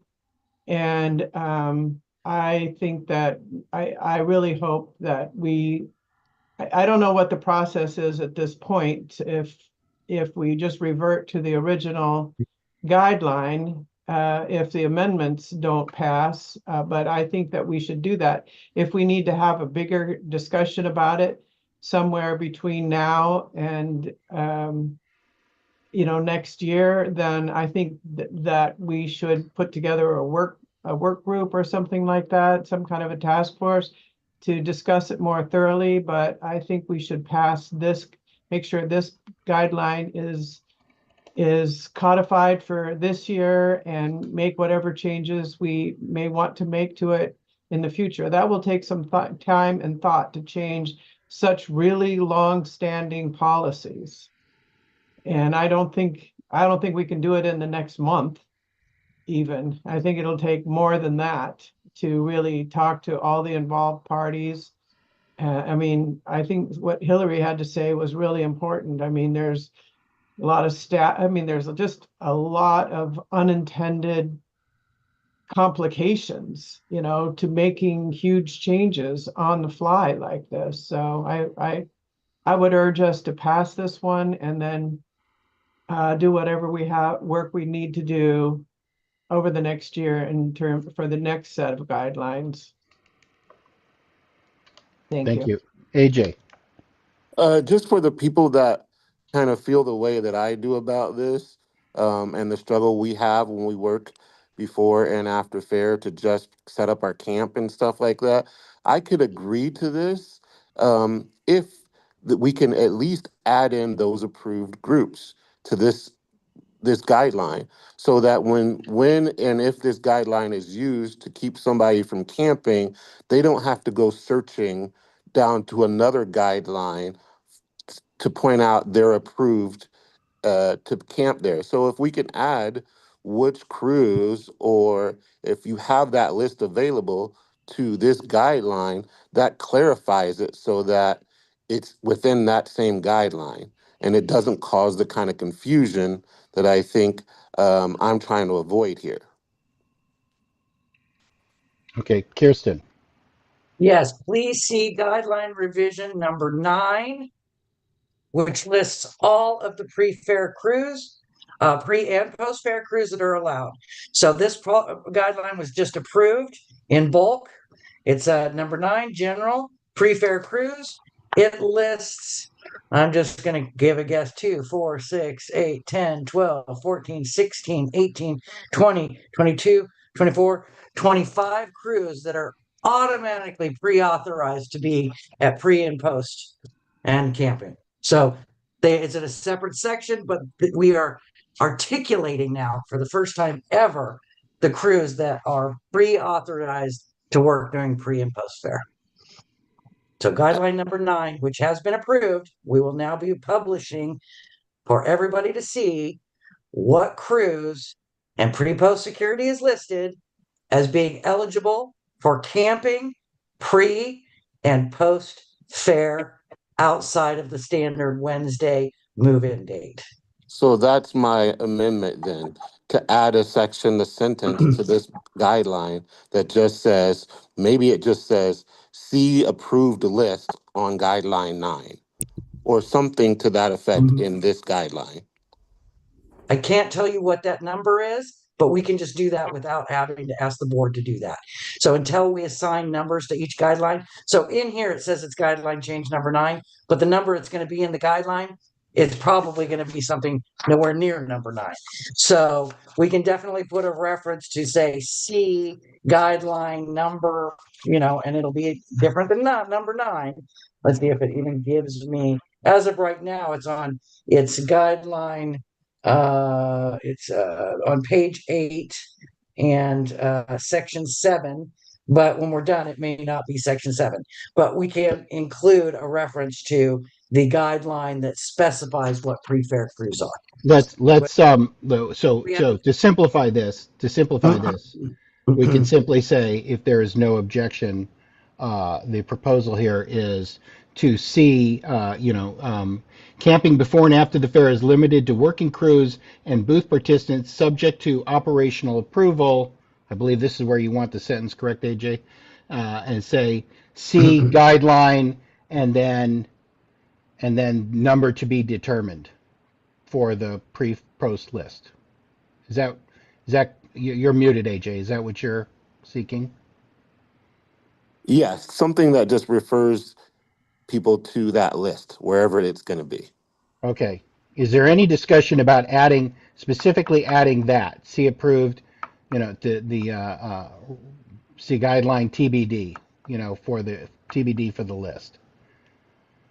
Are you wanting to speak to that, Kevin? Because that's kind of what I had, like, see approved crew list in guideline number, blah, blah, whatever it is. And so like that, I see the authorized, see guideline for authorized pre-fair crews. That's perfect. Okay. That's actually better. Okay. Thanks. And I'm just going to ask, is there unanimous consent on this change? Any objection? Yeah, I have to object to it. I'm sorry. If you're not going to read the guidelines, having something that says go read this other guideline seems kind of silly. I don't understand what you mean. Well, if you read the guidelines, you would have seen section 9 if you'd read this list of change number 9.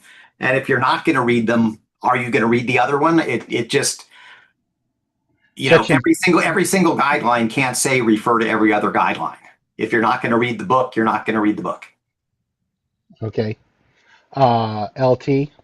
Well, I take the opposite position to Mr. Steinhardt. Having people are going to read the guidelines that they think pertain to them. They are not going to read them cover to cover and try to memorize them, irrespective of what any guideline, whatever the new guideline officers are that are supposedly going to be forcing everyone to read the guidelines. That's an interesting one in and of itself, and I'm wondering if there are going to be pop quizzes on that. But no, I think it's a remarkably sensible suggestion to make cross references where they are appropriate. To it's the purpose being the ease and of comprehension of the family. Indigo. Well, and the similar argument you made earlier, John, about not wanting to have more words in the guidelines for sake of less paper, if we insert guideline number, whatever the text is of the list here, that just makes this much longer. Using cross references is a great way to bring people's attention to a lot of different information throughout the document. So I agree, it needs to be in there with a cross reference to the list somewhere else and not duplicate information within the guidelines. I'll withdraw my objection so we can move on. Okay, last call. Is there any objection to unanimous consent then? Okay, seeing none. That was for the change, I believe. So is there unanimous consent on the guideline as a whole?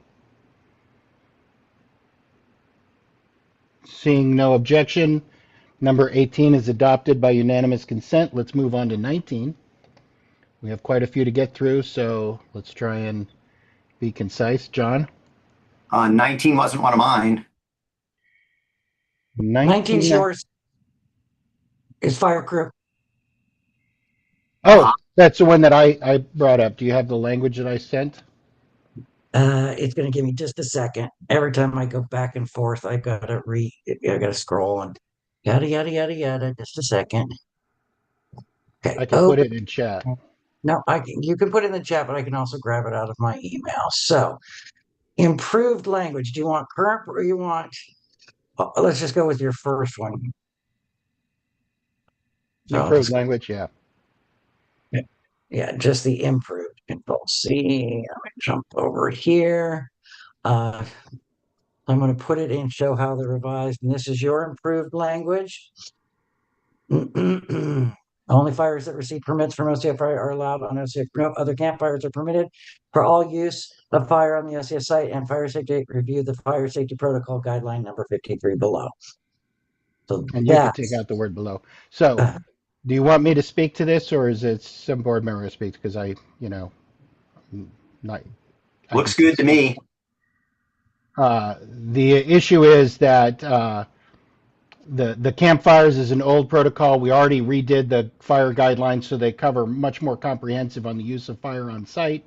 And this thing about no other flames actually is woefully inadequate, and adding propane stoves doesn't really cover what's already in guideline 53. Is there any member input on this guideline change? On this proposed change to the proposal? Is there any board discussion on it?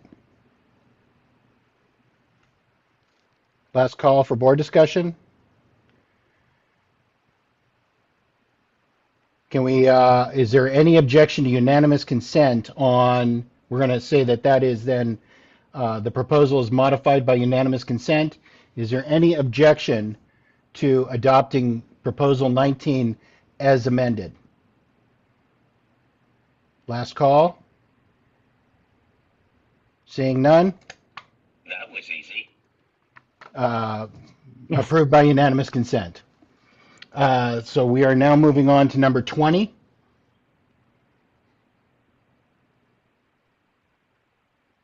This one should be pretty easy. Change Wednesday, July 8th to the Wednesday before fair.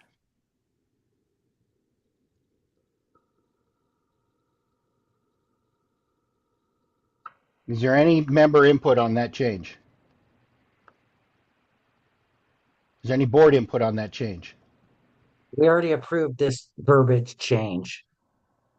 I thought we did that unanimously. Maybe I thought we did it on a different guideline. In a different guideline. I just thought it was again. We're going to do it wherever that occurred. But okay, I got you. Hold on just a second. This thing's working. Okay, I have seen no member or board input. This seems fairly non-controversial. Is there any objection to this change? Any objection to adopting this change by unanimous consent? Add a "the" before the Wednesday, please. Thanks. Last call. Seeing none, the change is approved by unanimous consent. Is there any discussion on adopting change number 20? Member or board?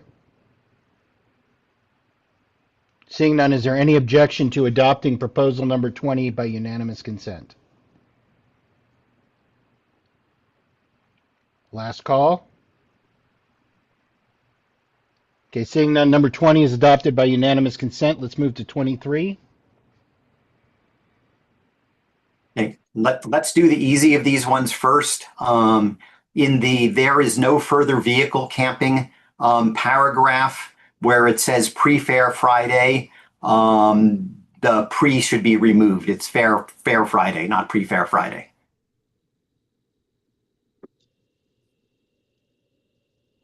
Okay, where exactly are we? Which line are we talking about? There is no, no. It's down, right at the bottom. There is no further vehicle camping. That should say Fair Friday in both of those places. So get rid of the word pre-fair. Pre-fair should be fair. Just get rid of that. There we go. Yeah. Okay. And show that as a change. There we go. Okay. Is there any member input on that change? Last call. Any board input on that change? Is there any objection to that change by unanimous consent? Seeing none, that change is approved. What do you have else, John? Okay, I'm going to put this one in the chat because it's longer. So this is, again, from John Castlebaum, and it's to be a little more specific that the original language he had basically prohibited any type of vehicles in certain places. And we want to make sure, for instance, that if you have for a mobility device, that you don't have to park it a mile from your camp because it's not allowed in your campground. So this is just language to clarify it. The changes for this paragraph are in capital letters. Can I ask a quick question? I'm also thinking that after 10 a.m. pre-fair Friday, it actually needs to be removed pre-fair as well, right there. Yes, yeah. There were two instances of that. Sorry, Okay. got it. Sorry. I'm going to presume that nobody objects to that. No. Can you put your Okay. change in, John? I need to stop sharing so I can see what he's doing.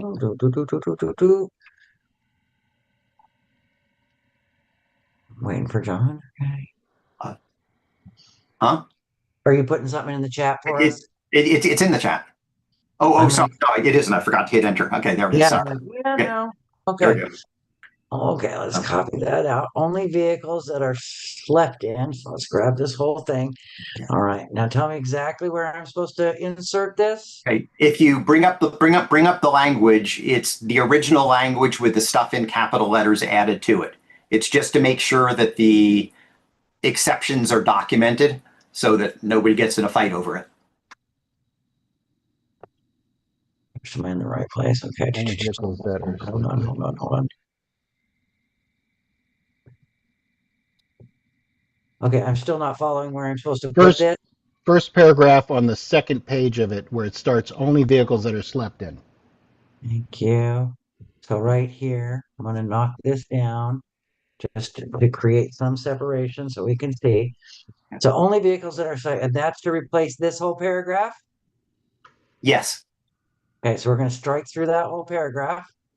Okay. This is to make sure that Steve doesn't get yelled at for driving a fire truck into a vehicle camping area.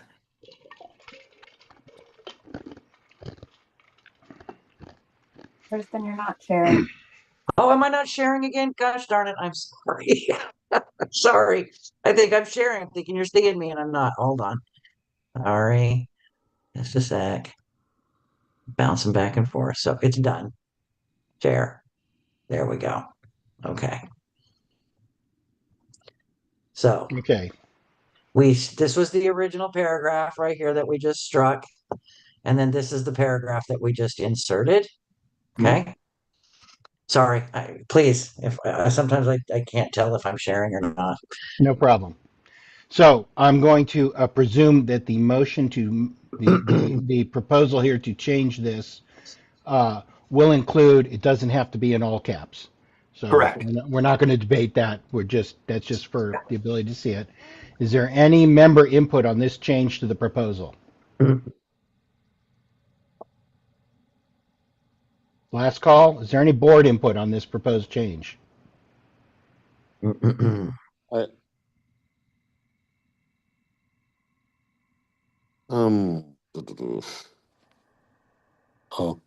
I'm not muted.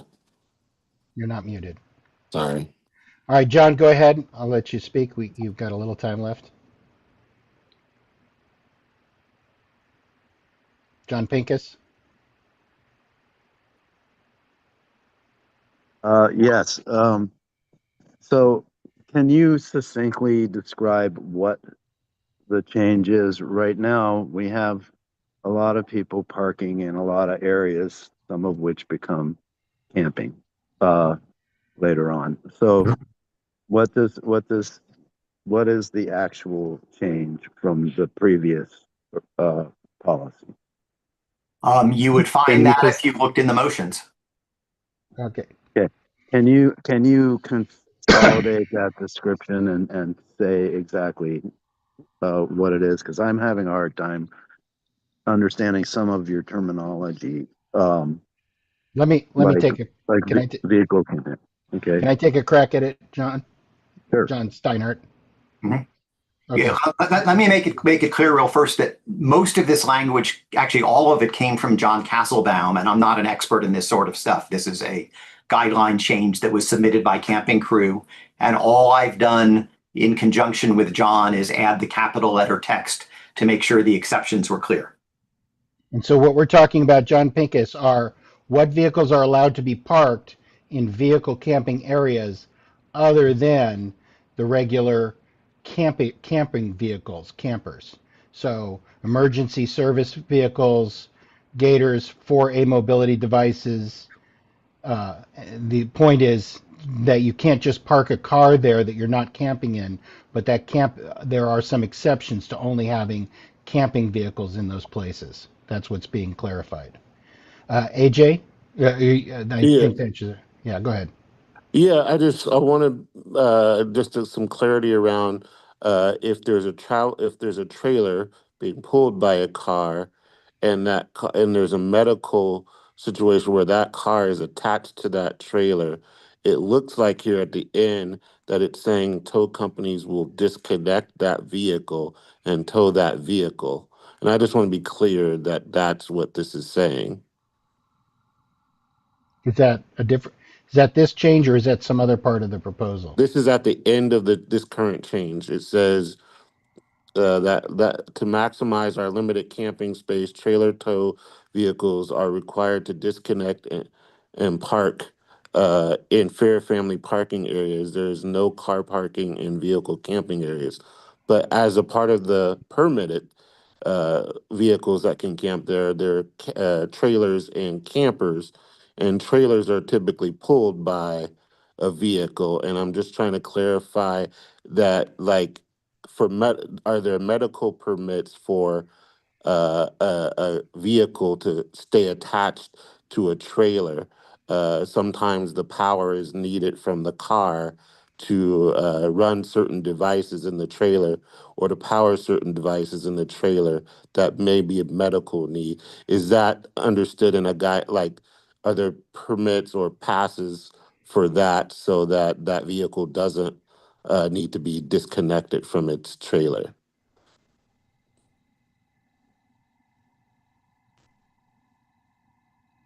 I don't have the answer. John Steinhardt.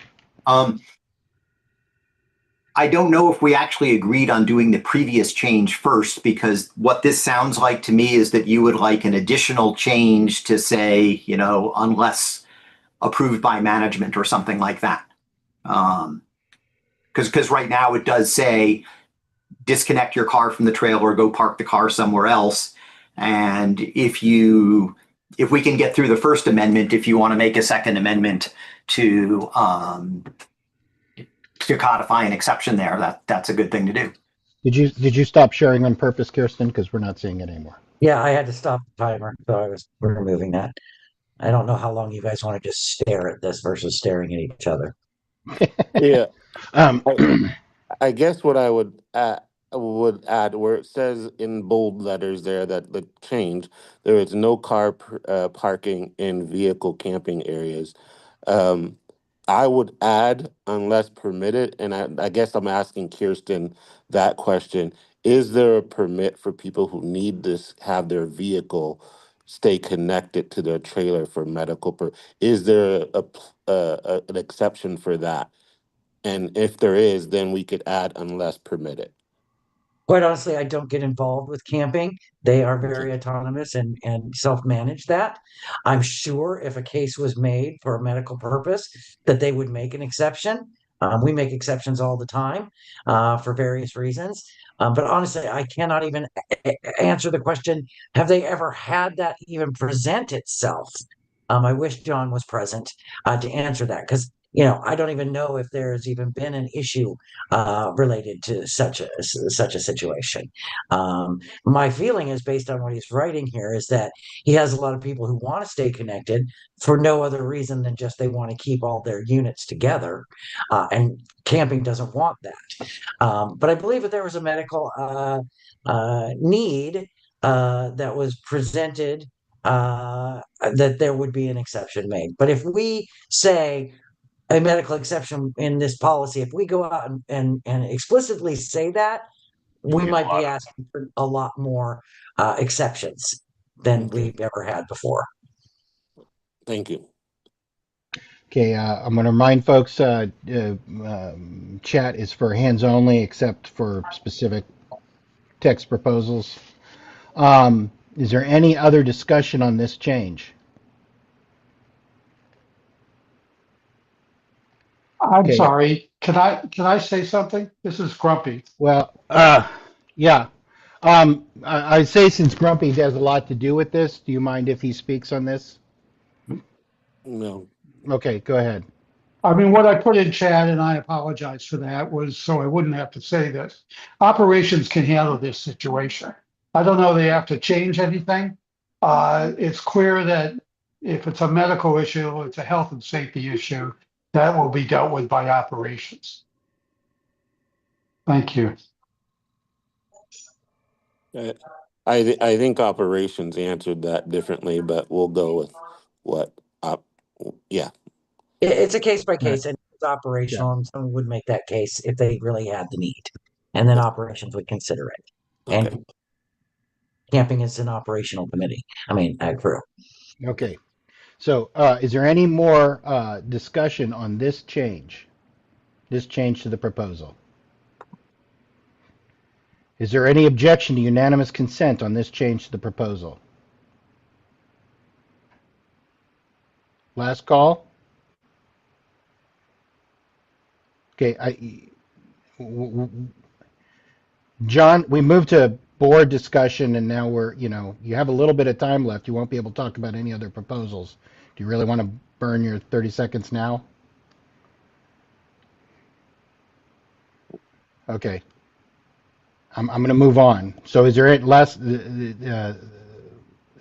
seeing no objection, this change to proposal is accepted by unanimous consent. Is there any other changes, John Steinhardt, to this? No. No? Is there any, member discussion on this proposal as a whole? Proposal number 23. Are you wanting to speak to this, John, with the time you have left?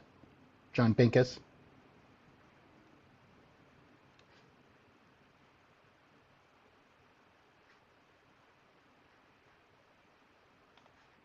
Is there any member input on this?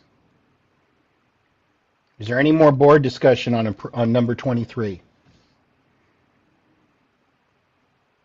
Is there any objection to adopting number 23 as amended? Last call. Seeing none, number 23 is adopted by unanimous consent. Let's move to number 25. How are we doing on time? We're going to probably need to extend. Yeah. Is there any objection to extending till 9:30? With the caveat that we don't have to use it if we don't need it. That's always the case. Seeing no objection, we will up to 9:30. We're going to 25 now. What is the change for 25? There is no change. I just don't support this particular one. I'd really like to see us work to reduce excessive lighting, but I really don't think that we're going to have our path rovers out there enforcing a your headlights pointed incorrectly sort of policy. It just doesn't make sense to me. So Okay. this is a new guideline. New There is guideline. no previous guideline that addressed lighting. So this is a new one. Am I on the right one? Because I see amplified. Oh, I'm on the wrong one. Yeah, 25. 25. I thought I was, but I'm not. Okay. Is there any member input on the proposal 25?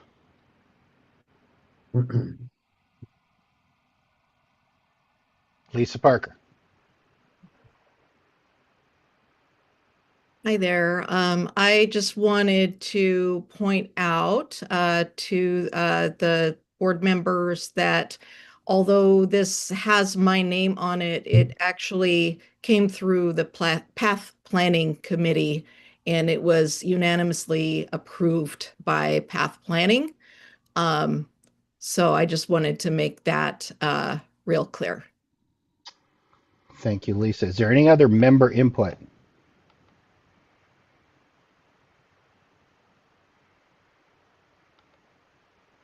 Any other member input on proposal? I see a bunch of names popped up here, but not members. Any other member input on proposal 25? Last call.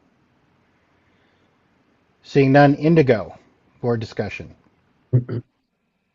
So I'm curious if in the last many years, if this is a policy that's been already adopted by the board. I don't disagree with light courtesy at fair, and I'm one who hides from all the excess lights at night out there. But I take a little caution about creating new policy through the guidelines process. So if this is in fact new policy that we're creating, to include into the guidelines, I don't think that's appropriate process, but I'm not opposed to having a policy that encourages that courtesy. So I'm going to go to Lisa Parker here, and I'm going to just clarify what she said. My understanding is this has not is not nor has ever been fair policy, but it is a standard that was supported, I think unanimously, she said, by Path Planning. Is that correct, Lisa Parker? Yes, that is correct. It's not so much a policy as just sort of a set of etiquette. And yes, it was supported completely by Path Planning.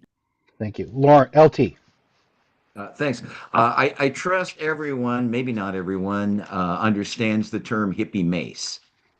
Which is to say unshielded white light blasting at you.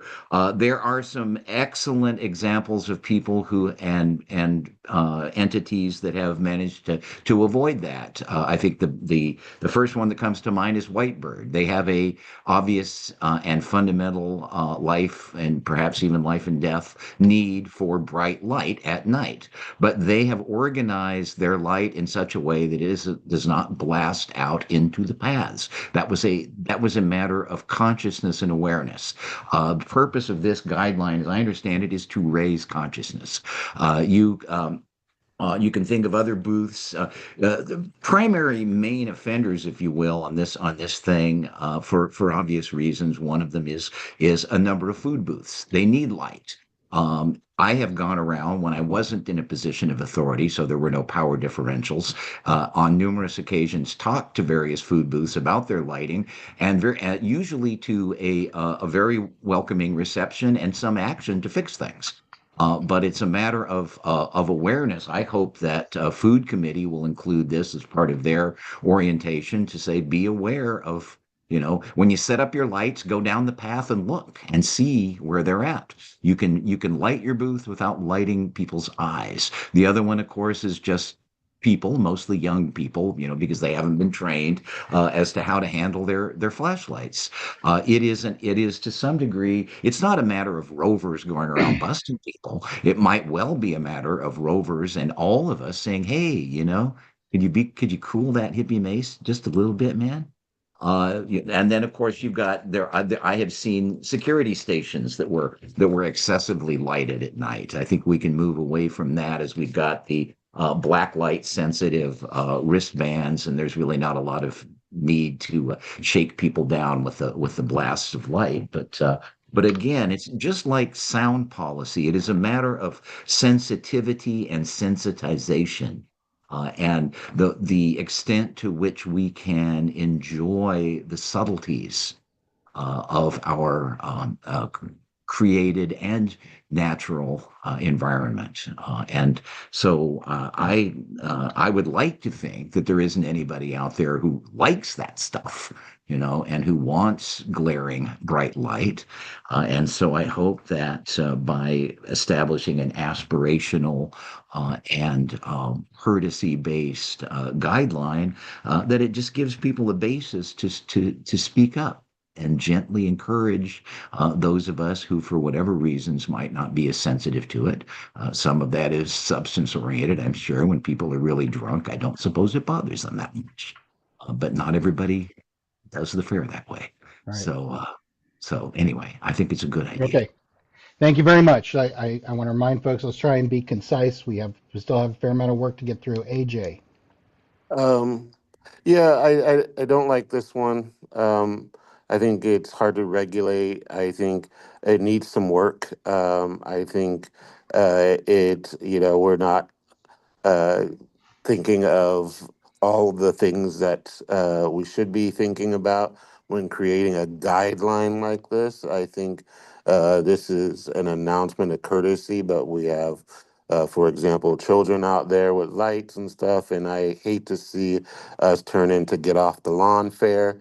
Get off my lawn fair, and I think this one needs some work, and so I'm not in support of this one.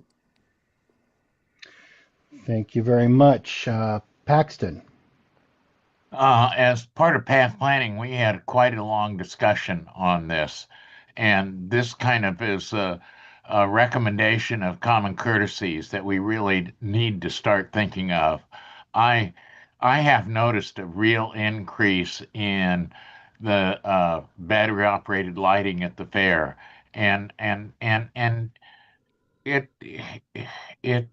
there's more and more light. I think we need to be concerned with how we can reduce it.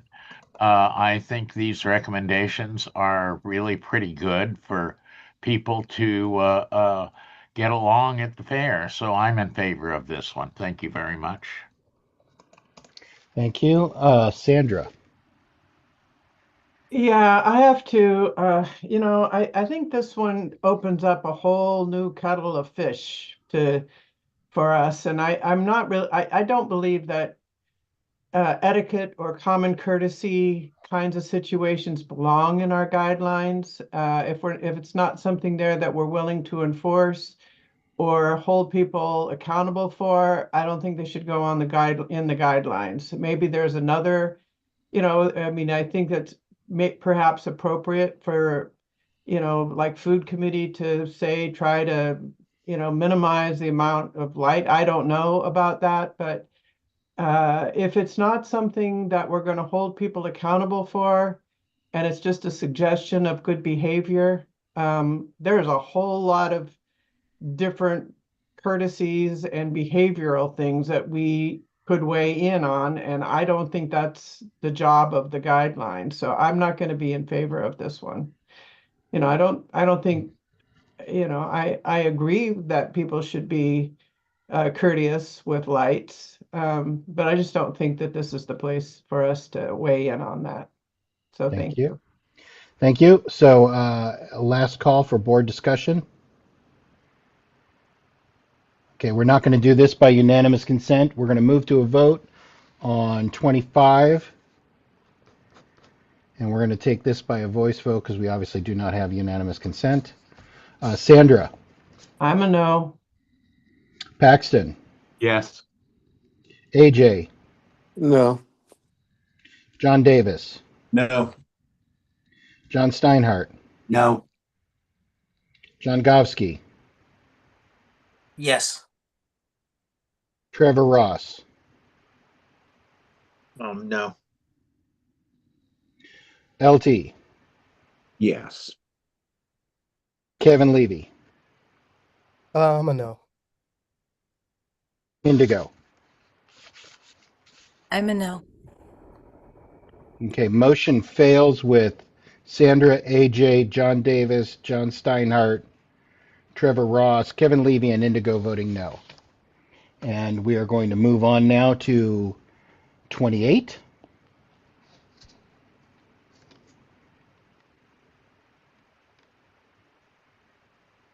Okay, that is mine. Mm-hmm.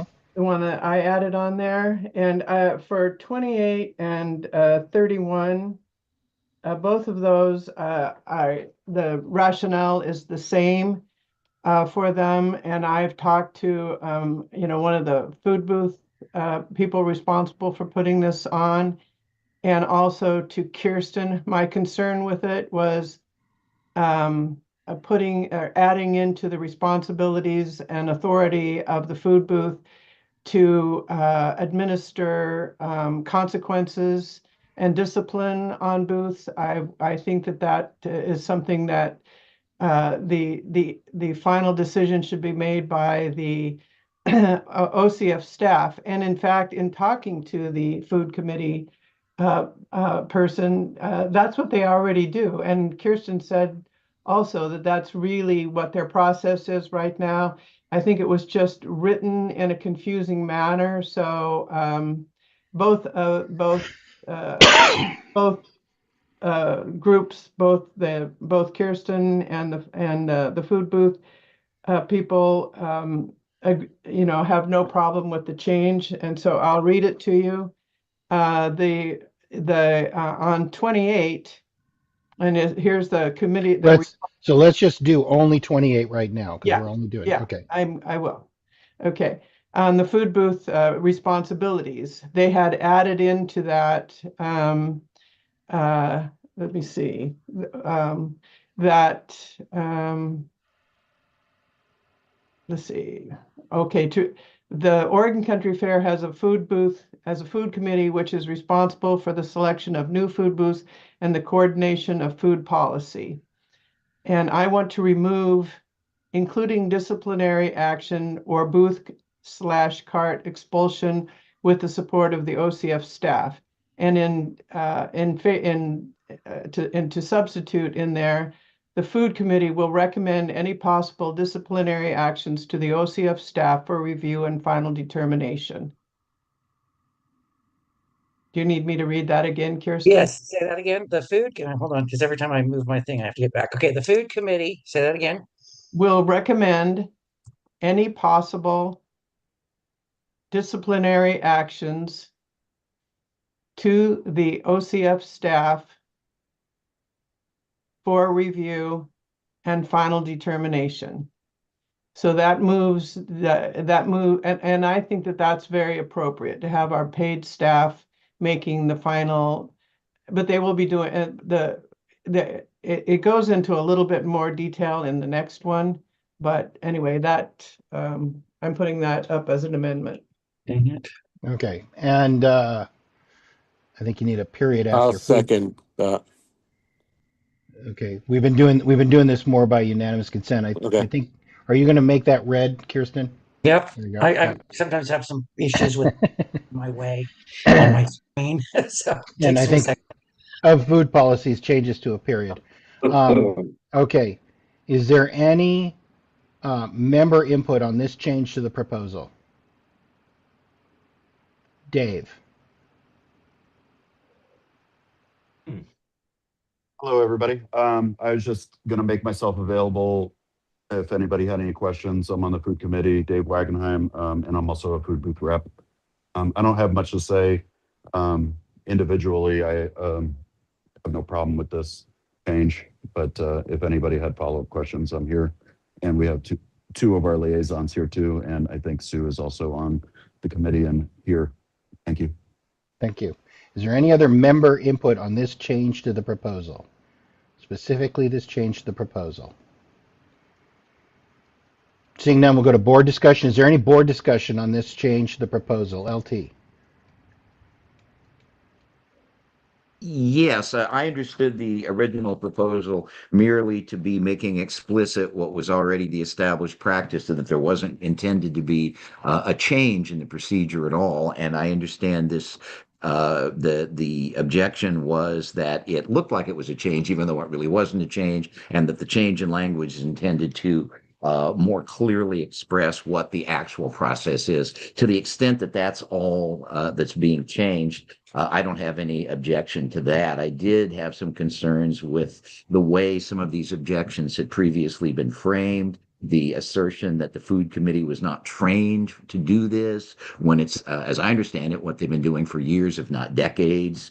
The statement that there is no process in place when indeed there was a process, whether all of us knew about it or not. And the broader claim that there has been a movement towards committees, crews, and other groups assuming responsibilities rightly belonging to the board and or OCF operations staff. That is not my observation. My observation has been the opposite. That there has been a tendency or move to sideline and exclude committees more so than to expand their purview. So those are some objections I had to some of the arguments made about this. But as far as the change, if what we're doing isn't really changing the process, I don't have any objection to that. Okay, thank you very much. I am not aware of what objections. We want to specifically talk about this change to the proposal. I got a little lost there with where these other objections were coming from that haven't been spoken in this meeting. Paxton. I have always thought that the food committee should be divorced from doing disciplinary actions. I support this move to make recommendation to the staff for review and final determination.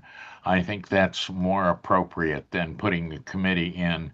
I've always viewed the food committee as supporting the food booths, similar to the craft committee supporting the craft booths. And craft booth disciplinary is really done by craft inventory, which is a fair crew. I've always felt that food committee needs a food inventory process, and I think moving it over to the staff is actually probably appropriate and worth trying out. Thank you very much. Thank you. I'm going to ask for clarification. I don't know if Kirsten's a person to go to here. I want clarification. Is this a change of process, or is this more accurately reflect the existing process? This more accurately reflects the existing process. It actually codifies it, right? Because this is how we are currently operating. Thank you. Okay, thank you. Any other board discussion on this change to the proposal? Okay, seeing none, is there any objection to accepting this change to the proposal by unanimous consent? Last call? Okay, the proposal is amended by unanimous consent. Is there any member input? Is there any other changes to this proposal, Sandra, or is that it? No, that's it. Okay, is there any member input on this particular proposal? Is there any further board discussion on this proposal? Seeing none, is there, Sue, go ahead. Sorry to be late in logging in there. I just want to assure you that this is how we have worked for the entirety of my existence on the food committee, which goes back to 2012. We've always brought forth recommendations working with staff when it comes to any disciplinary actions we need to take.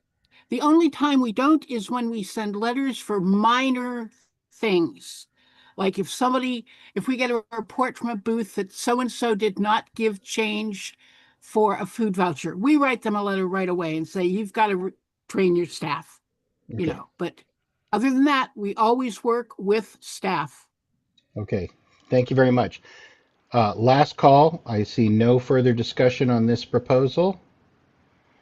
Any objection to adopting number 28 as amended? Last call. Seeing none, number 28 is adopted as amended by unanimous consent. Let's move to 31. Sandra. Okay, this one is similar. Same issues at play. Here it says in the final sentence, It says probation, fine, suspension, expulsion, and any limitations to booth operations and participating individuals. And then it goes on to say can be defined and executed on a case-by-case basis by the food committee, OCF staff, and or relevant crew leadership when necessary. And the amendment that we worked out says, are you ready, Kirsten? So eliminating that part that says from can be defined and executed to the end of that sentence. So that all goes, can be defined, not there, not that one. Where can be, no, in the last paragraph, individual probation, fine, suspension, expulsion, and any limitations to booth operation and participating individuals. So stop there and eliminate can be defined. Yeah, there, right there to the end of the sentence. All of that, yeah. And then add in that place. All right. Can be investigated by the food committee according to an approved process.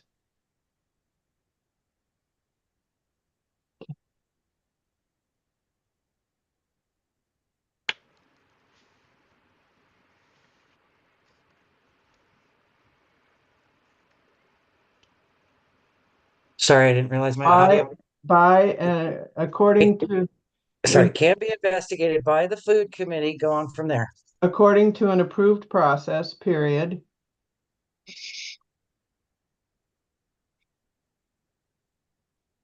The food committee will recommend any disciplinary action to OCF staff for review and final determination.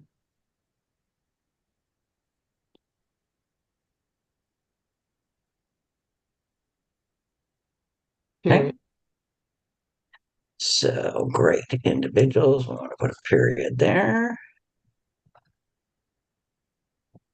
Well, that is not a period there. That Is period there?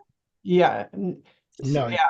That Okay. it's a run-on sentence. I mean, and the Okay, so next can should be a small can. Sorry, Yeah. let me get rid of that. Hold on just a second. So you do need. Can. I just don't want to be capitalized right there. Okay. And then something's in my way. I just don't know how to get rid of it. There we go. And there we go. Okay.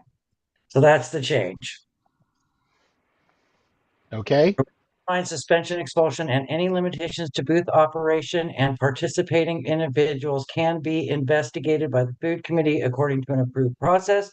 The food committee will recommend any disciplinary action to OCF staff for review and final determination. Okay, is there any member input on this change to the proposal? Lisa. I think instead of saying can be investigated, it should say something like will be or shall be, something like that. Yeah, Okay. I'm fine with will be or shall be. Okay, well, why don't you pick one? Shall. That's good. Okay. Okay. Is there any other member input on this proposal change? Okay, seeing none, we're going to go to board discussion. Is there any board discussion on this proposal change?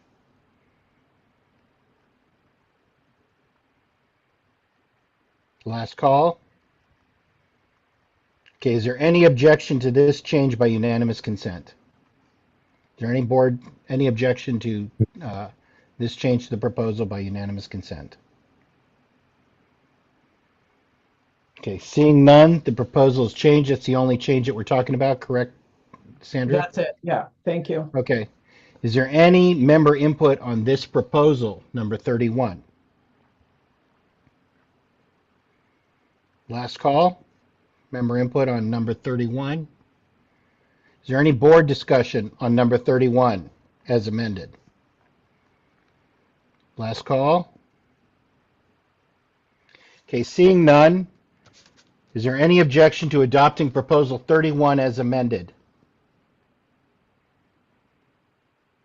Any objection to adopting Proposal 31 as amended? Seeing none, it's adopted by unanimous consent. Let's move to 35. Before that, let's do a time check. We probably need to move this out to at least 10 o'clock. If we use it, we use it. We don't, we don't. That's fine. Is there any objection to extending to up to 10 o'clock? I'm not sure how long these last three will take. We're down to 2. 35 and 39. And 37. No. I missed 37? Yeah, no, 37. Yep, sorry, I missed 37. Yes, 37's on the list. Yeah, 33, I heard it. 33. I was It's okay. Any objection to potentially extending up to 9 o'clock or 10 o'clock? Okay, hearing none, as so ordered, we're going to go to number 35 now, and that is also Sandra's, I believe.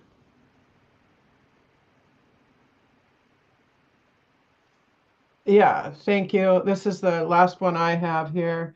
And this was another case of, the only change I would like to make on this one is the final line and a half of text here says, and a demonstrated history of compliance with event guidelines.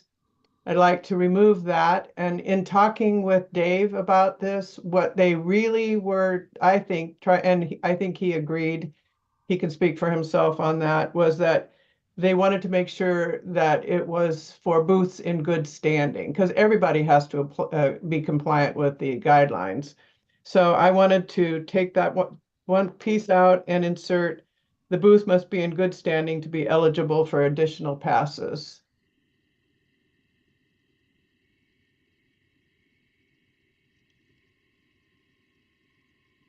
Did I get that Okay. right? It's grammatically, I think, wrong. I think you're trying to extend a list.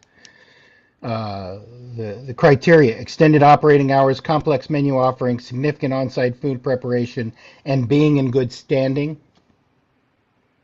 Well, maybe if we put because that's not a put sentence. an and in between the first two, because I think it does need to have the full sentence there. If you said complex menu offerings and significant food preparation, period, and then you could put this sentence in there. Oh, and significant food preparation, period. Yeah. And then the booth must be in good. Okay. Does that all work grammatically? Well, we could fix the grammar if we needed to later. But I Could I think it does work. Okay. Could I suggest a shorter way of doing it? Sure. If you put in good standing right after food vendors at the beginning. Oh. Yeah. Yeah.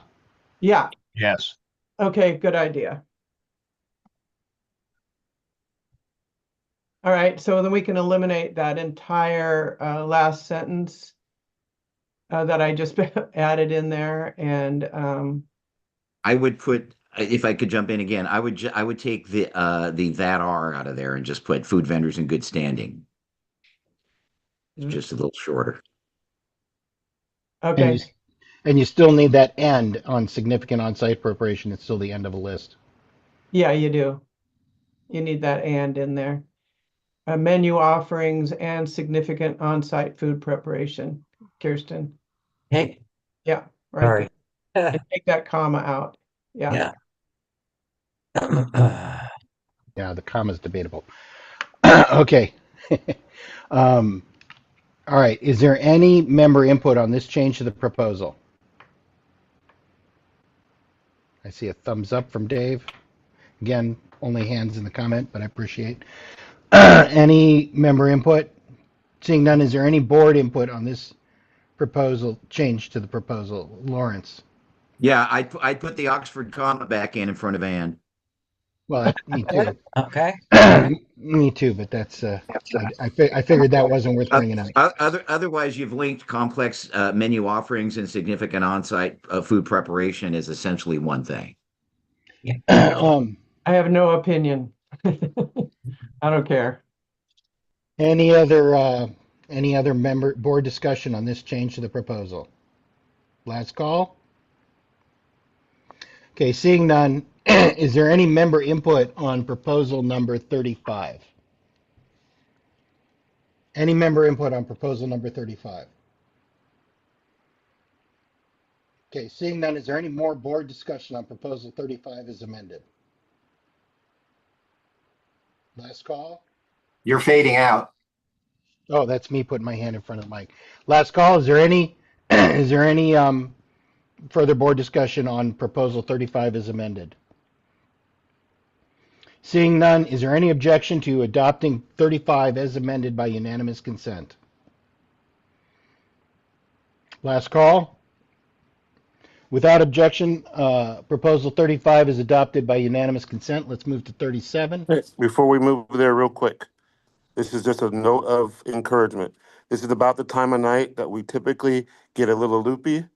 Let's all take a deep breath. We're almost done, and try to keep our brain power going. We just got a little bit to go. Here we go. Let's do it. Okay. 37, John Steinhardt. Yeah, Coach. I'm going to hand this one over to John Gobsky. I've been working on this for several weeks, and he called me this afternoon with different language, and over to him. Yeah, okay, so basically I have an alternate block of text to replace the 2 paragraphs under the show how this revised section is to read. I will post them right in the chat right now. Great, I will go get it. Kirsten, I emailed you this text about 30 minutes ago, in case that makes it any easier than getting it out of the Oh, I can get it out of the chat if you get it in this the would chat. this would completely replace what's there. I mean, essentially, because you haven't sent it out yet. Pardon me? You need to hit enter because it's not. Oh, I'm sorry. Yeah, did I? This is mostly minor changes from what was already there. This is essentially how things operate now. It's another one of those. It does make a couple things clear, and let me tell you something about a little bit of the intent here that you might not pick up on, and that is that the folks in the craft committee have been looking at ways to at least do something for helping crafters who may not be treated fairly in their booths. The overall majority of our fair family are fantastic people, but you know, there are a couple of bad apples once in a while. And so by stating more explicitly that as a crafter, you are entitled to 4 wristbands, saying that in the guidelines in that way is part of the intent here so that people know they have that right who may not be aware of it. And I'll stop there. But anyway, the changes are fairly minor from what was there. I had many conversations today and massaged this text to be something that everybody I talked to, I think, can live with. So that was my intent, and that's what I did. Thank you. Is there any member input on on this change to the proposal? Lucy, we're specifically talking about this change to the language in the proposal. I understand that, Stephen. I just wanted to say that this is putting back into the guidelines language that had been in the guidelines several years ago that inadvertently got dropped. And the craft committee wanted to put this explicitly back into the guidelines. And so this is not something that's new or different. It's just replacing something that inadvertently got dropped. Thank you very much, Lucy. Morningstar. Yes, thank you. I just wanted to say that this was put together by Craft Committee, Craft Inventory, and Booth Registration, and that all 3 did approve this writing. Clear. And that we are actually the ones that rewrote the beginning of that. So when you say that, just to be clear, you're Yes. talking about the language that John Gofsky just offered. Yeah, I'm sorry. You're absolutely right. I didn't. It's not something I did. Oh yeah, no, I didn't mean to. I just wanted to clarify that. Yeah, I just want to be sure nothing about everyone. that. I just mean that we were, just to be clear, that all 3 committees that put it together did approve it, and we're actually the ones that wrote it. Thank you very much. I just wanted to be sure everyone is clear that you weren't referring to the original proposal, but to the revised language. Is there any other member input on this change to the proposal? Can we see the proposal again, Kirsten? Yeah, when members are speaking, I have to stop sharing my Oh. screen. Timer shows. Timer. Just FYI. Okay. Just a second. Any other member input on this change to the proposal? Last call?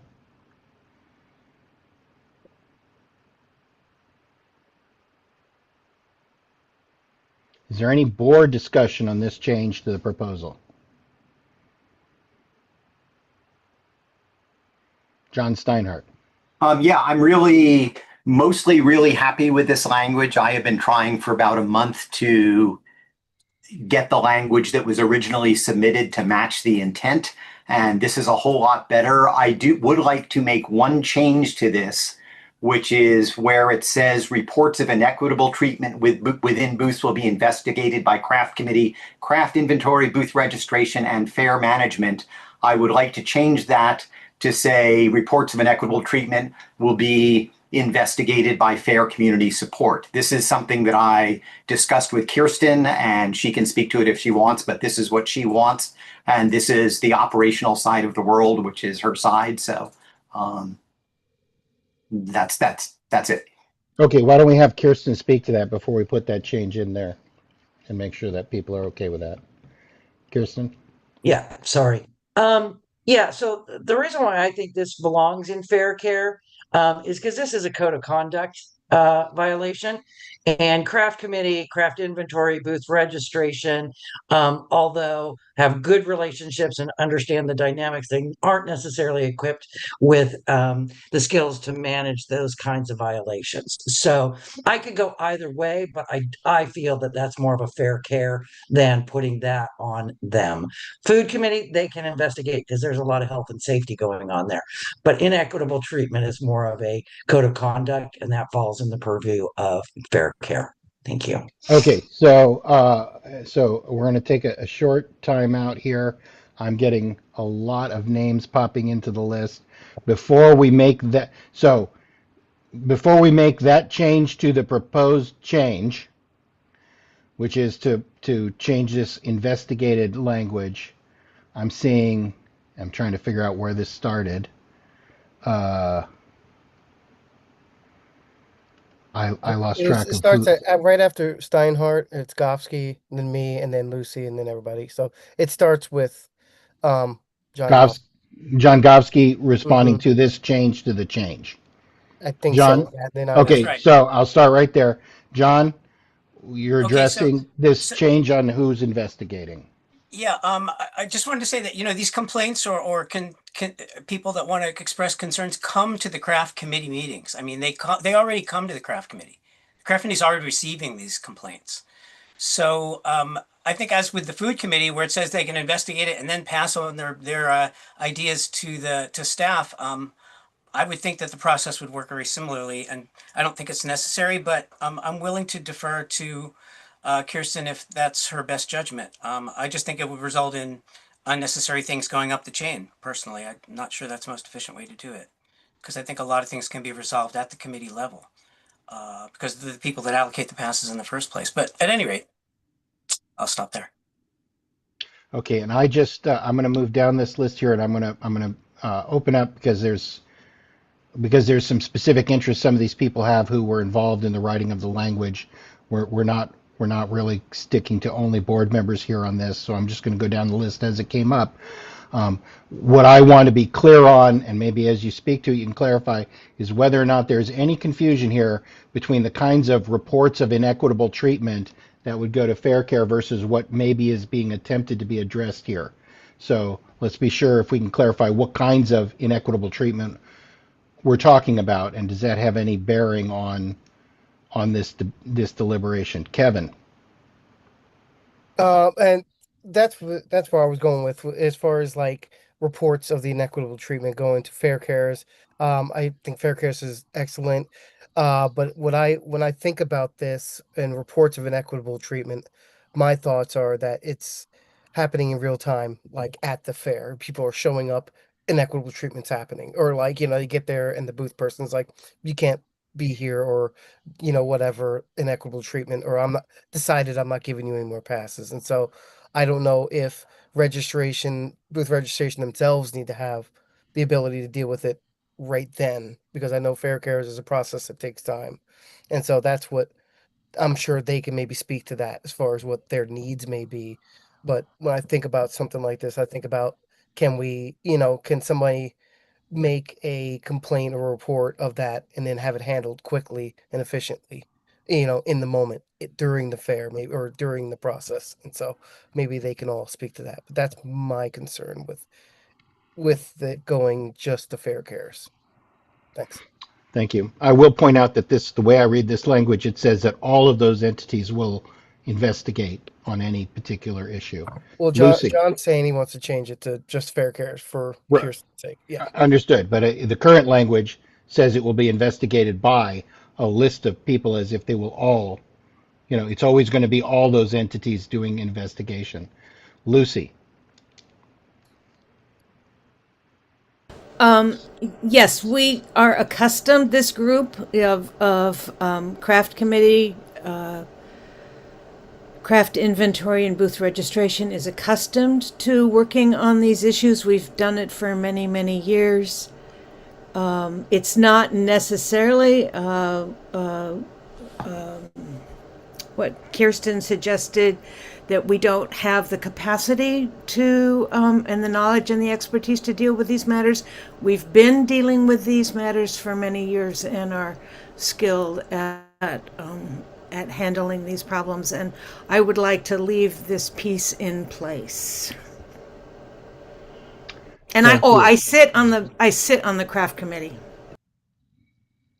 Okay, thank you. I'm going to go to Sue. I'm going to ask people to try not to be repetitive of something that's already been said and be concise, because we don't want to have to extend again.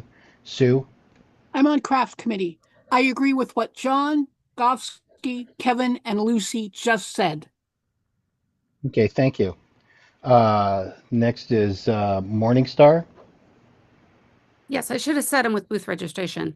Really, I would like to echo what Kevin said, and that is that it really, the people that we're the first point of contact is booth registration. And this guideline allows us to have a starting point. If we hear from somebody that says they're giving me 0 passes or 1 pass, then we can go to them and say, listen, in the guidelines, this is what it says. And we could try to work it out right then. People are coming to the fair, as Kevin said, and they want to set up. And we need to really have the ability to talk with them and not have it go, if it's at fair support, then when are they getting their help? So booth registration is going to be the first point of contact. Okay, thank you. Lucy, have you already spoken? You already spoke, didn't you? Correct. Okay. Kirsten?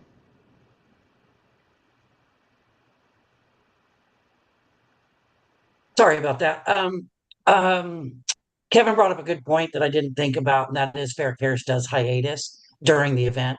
And that's when the backup managers take over and their decisions are final on scene. I would think that would carry through for booth reg as well. So I rescind that recommendation. Thank you. Paxton? Do you need to add anything to this? No, I was going to recommend adding Fair Cares to the list, but I think that the way it's worded right now is actually quite appropriate. I do want to point out that probably 20 years ago or more that the craft committee was enjoined from doing disciplinary actions, and disciplinary actions was really instituted by craft inventory. And that's a past move. I think the way it's working now works pretty good. So I'm happy with the revision here. Okay. Before we move on, I see a couple more hands. I just want to ask specifically, are all of these entities involved in every investigation, or does this need to say something along the lines of and/or fair management as appropriate, or which? I mean, I can't imagine that all of these entities investigate every single claim. Kevin. Nailed it, Stephen. That's exactly what I was going to say. When I look at the list, I think of it as like chain of command, right? Like maybe that's how we should word it. any reports of equitable treatment start first at booth registration, and then will progress further if things can be solved. I don't know how to write that up, but at least have them be that first point of contact. And then if the folks aren't listening still, then they get sent to the, higher up as, just kind of a roadmap for folks if they want to, be not fair, unfair. And so I don't know best way to write that, but that's kind of how I'm looking at it. Like I said, like kind of a chain of command thing, allows booth registration to try first, and then they have backup by knowing folks know that, like, well, if we don't solve with them, we know it's going to go past them to higher ups, and then things get weird. So okay, thanks. Well, and if these are parallel or lateral, like certain people should be going to one entity and other people going to another, booth registration or craft inventory or whatever, then perhaps it should be something like reports of inequitable treatment within booths will be investigated by the appropriate entity, be that craft committee, craft inventory, booth registration, and/or fair management. And that way, it's left to some more. So I got, after Kevin, Adam. Adam, what's your role here?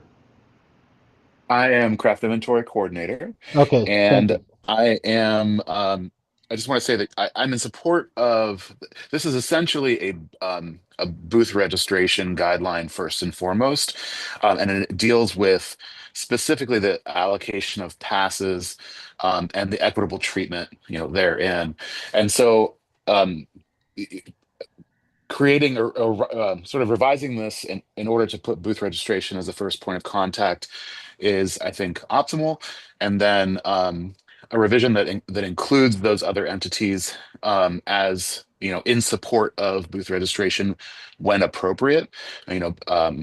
Reports of inequitable treatment will be reviewed by booth registration and when appropriate in collaboration with craft inventory or craft committee or fair management. Can I offer some language for that for you? Sure. Be investigated by booth registration, who may refer to or supported by craft committee, craft inventory, etc., as needed. Does that make sense? Yeah, absolutely. I would defer ultimately to booth registration, however, in the decision as to whether or not that works for them. And I was thinking either may refer to or be supported by, or one or the other, but not necessarily both. Moving down the list here, I got Sue. I took my hand down Okay. for now. John Govsky. I'm good with what's there, so I'll stop. My hands down. Okay. Sandra. Yeah, I had, I think when Adam made it, reminded me that this just has to do with the allocation of inventory with these guys. It changed my concern. So I think this looks good. So thanks. Okay. Just to make sure I haven't missed any here, Paxton, are you satisfied? And Paxton? Yes, I am. And John Steinhardt, you don't need to say anything? I do have a question here because I thank Kevin for pointing out how things worked, which helped make things a lot clearer. I do think this needs to be worded to not require fair management every time, because if these things are happening at showtime, they've got other priorities. I'm a little confused, though, about why some of this would be happening at fair time, because I'm assuming that the vast majority of people do not show up on site without knowing if they're getting a wristband or not, and then figure it out there. I'm assuming that this is stuff that happens in the months pre-fair. So I'm just a little confused by hearing how this is going to happen at fair time. Maybe somebody can explain it. My thought was it should be and or fair management. So Lucy, so I'm going to go back to some of these committee people here. I'm going to ask, let's try and be concise because we want to get down to language. Lucy. Yes, I would say in the sentence, booth registration in collaboration with craft committee, craft inventory, booth, and or fair management. Do they collaborate every time, or would collaboration as necessary be the? Let's see. I would scratch out who may refer. So the sentence would be reports of inequitable treatment within booths will be investigated by booth registration in collaboration with. Okay. So my question to you is the collaboration every time, or should it be collaborating as necessary with? Collaborating as necessary is good. Collaborating as necessary with. And then just, yep, right. Yep.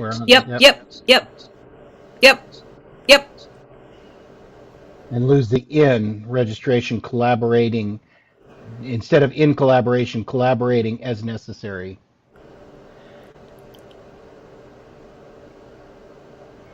Okay. Yes.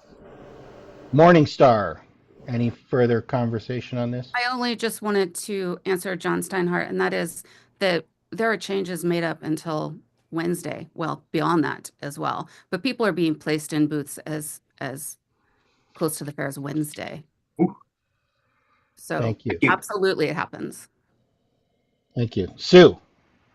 And there are just a few, but there are booth reps who will change plans at the last possible second. Okay. Not to the crafter's benefit.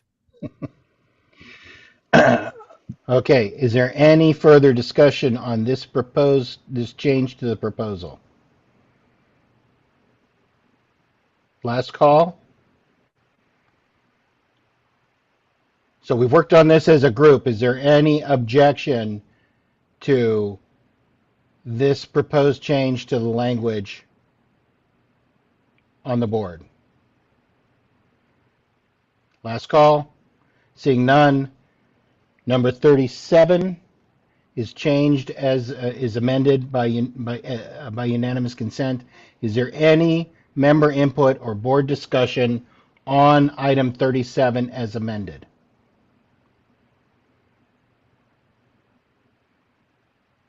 Last call. Seeing none, is there any objection to adopting proposal 37 as amended? Last call. Without objection, proposal 37 is adopted by unanimous consent. Let's move on to 39.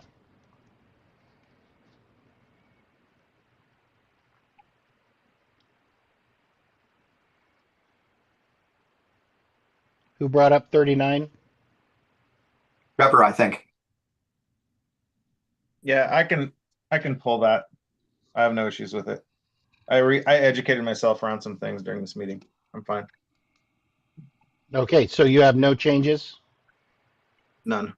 Is there any member input on proposal 39? Last call. Is there any board discussion on proposal 39 unamended? LT. I think it's fine. I will only say this at the risk of appearing loopy, that it is unfortunate that the guideline on red tags cannot be written with the same verbal panache with which the red tags themselves are written. Thank you. Is there any other discussion on proposal 39? I wonder how many people don't get that. Last call. There's a lot of laughing going on. Last call. Okay, seeing none, is there any objection to adopting 39 unamended, proposal 39 to the guidelines? Any objection to unanimous consent of proposal 39? Seeing none, proposal 39 is adopted by unanimous consent, and that completes all of the guideline changes.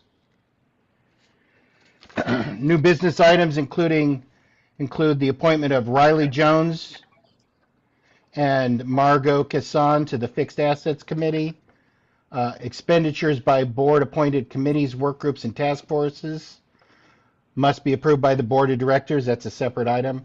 And the third item, appointments to board committees, work groups, and task forces are for renewable terms of 3 years.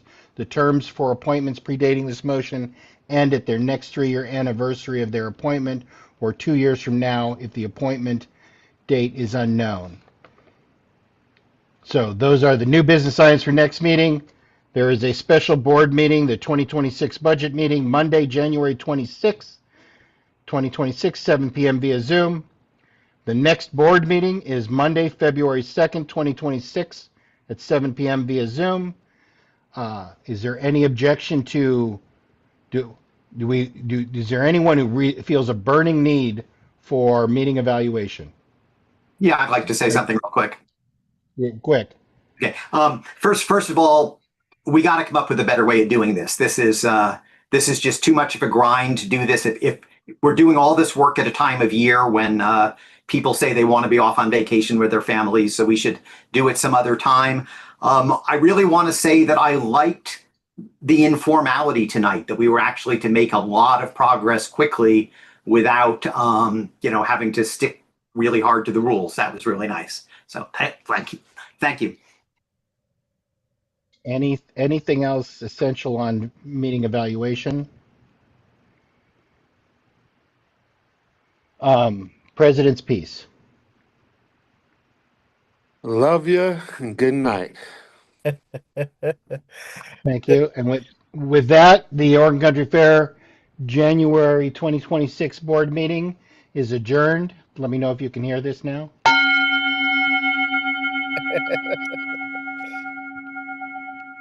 Dinner time. Thanks, everybody. Great meeting. Yes, great Appreciate meeting. you all. Thank you, everybody. It was so much fun. I'll do it again this month. Yes, totally. Awesome work. See you at the budget meeting. Oh. Bye. Bye, everyone. Good meeting. Thank you all.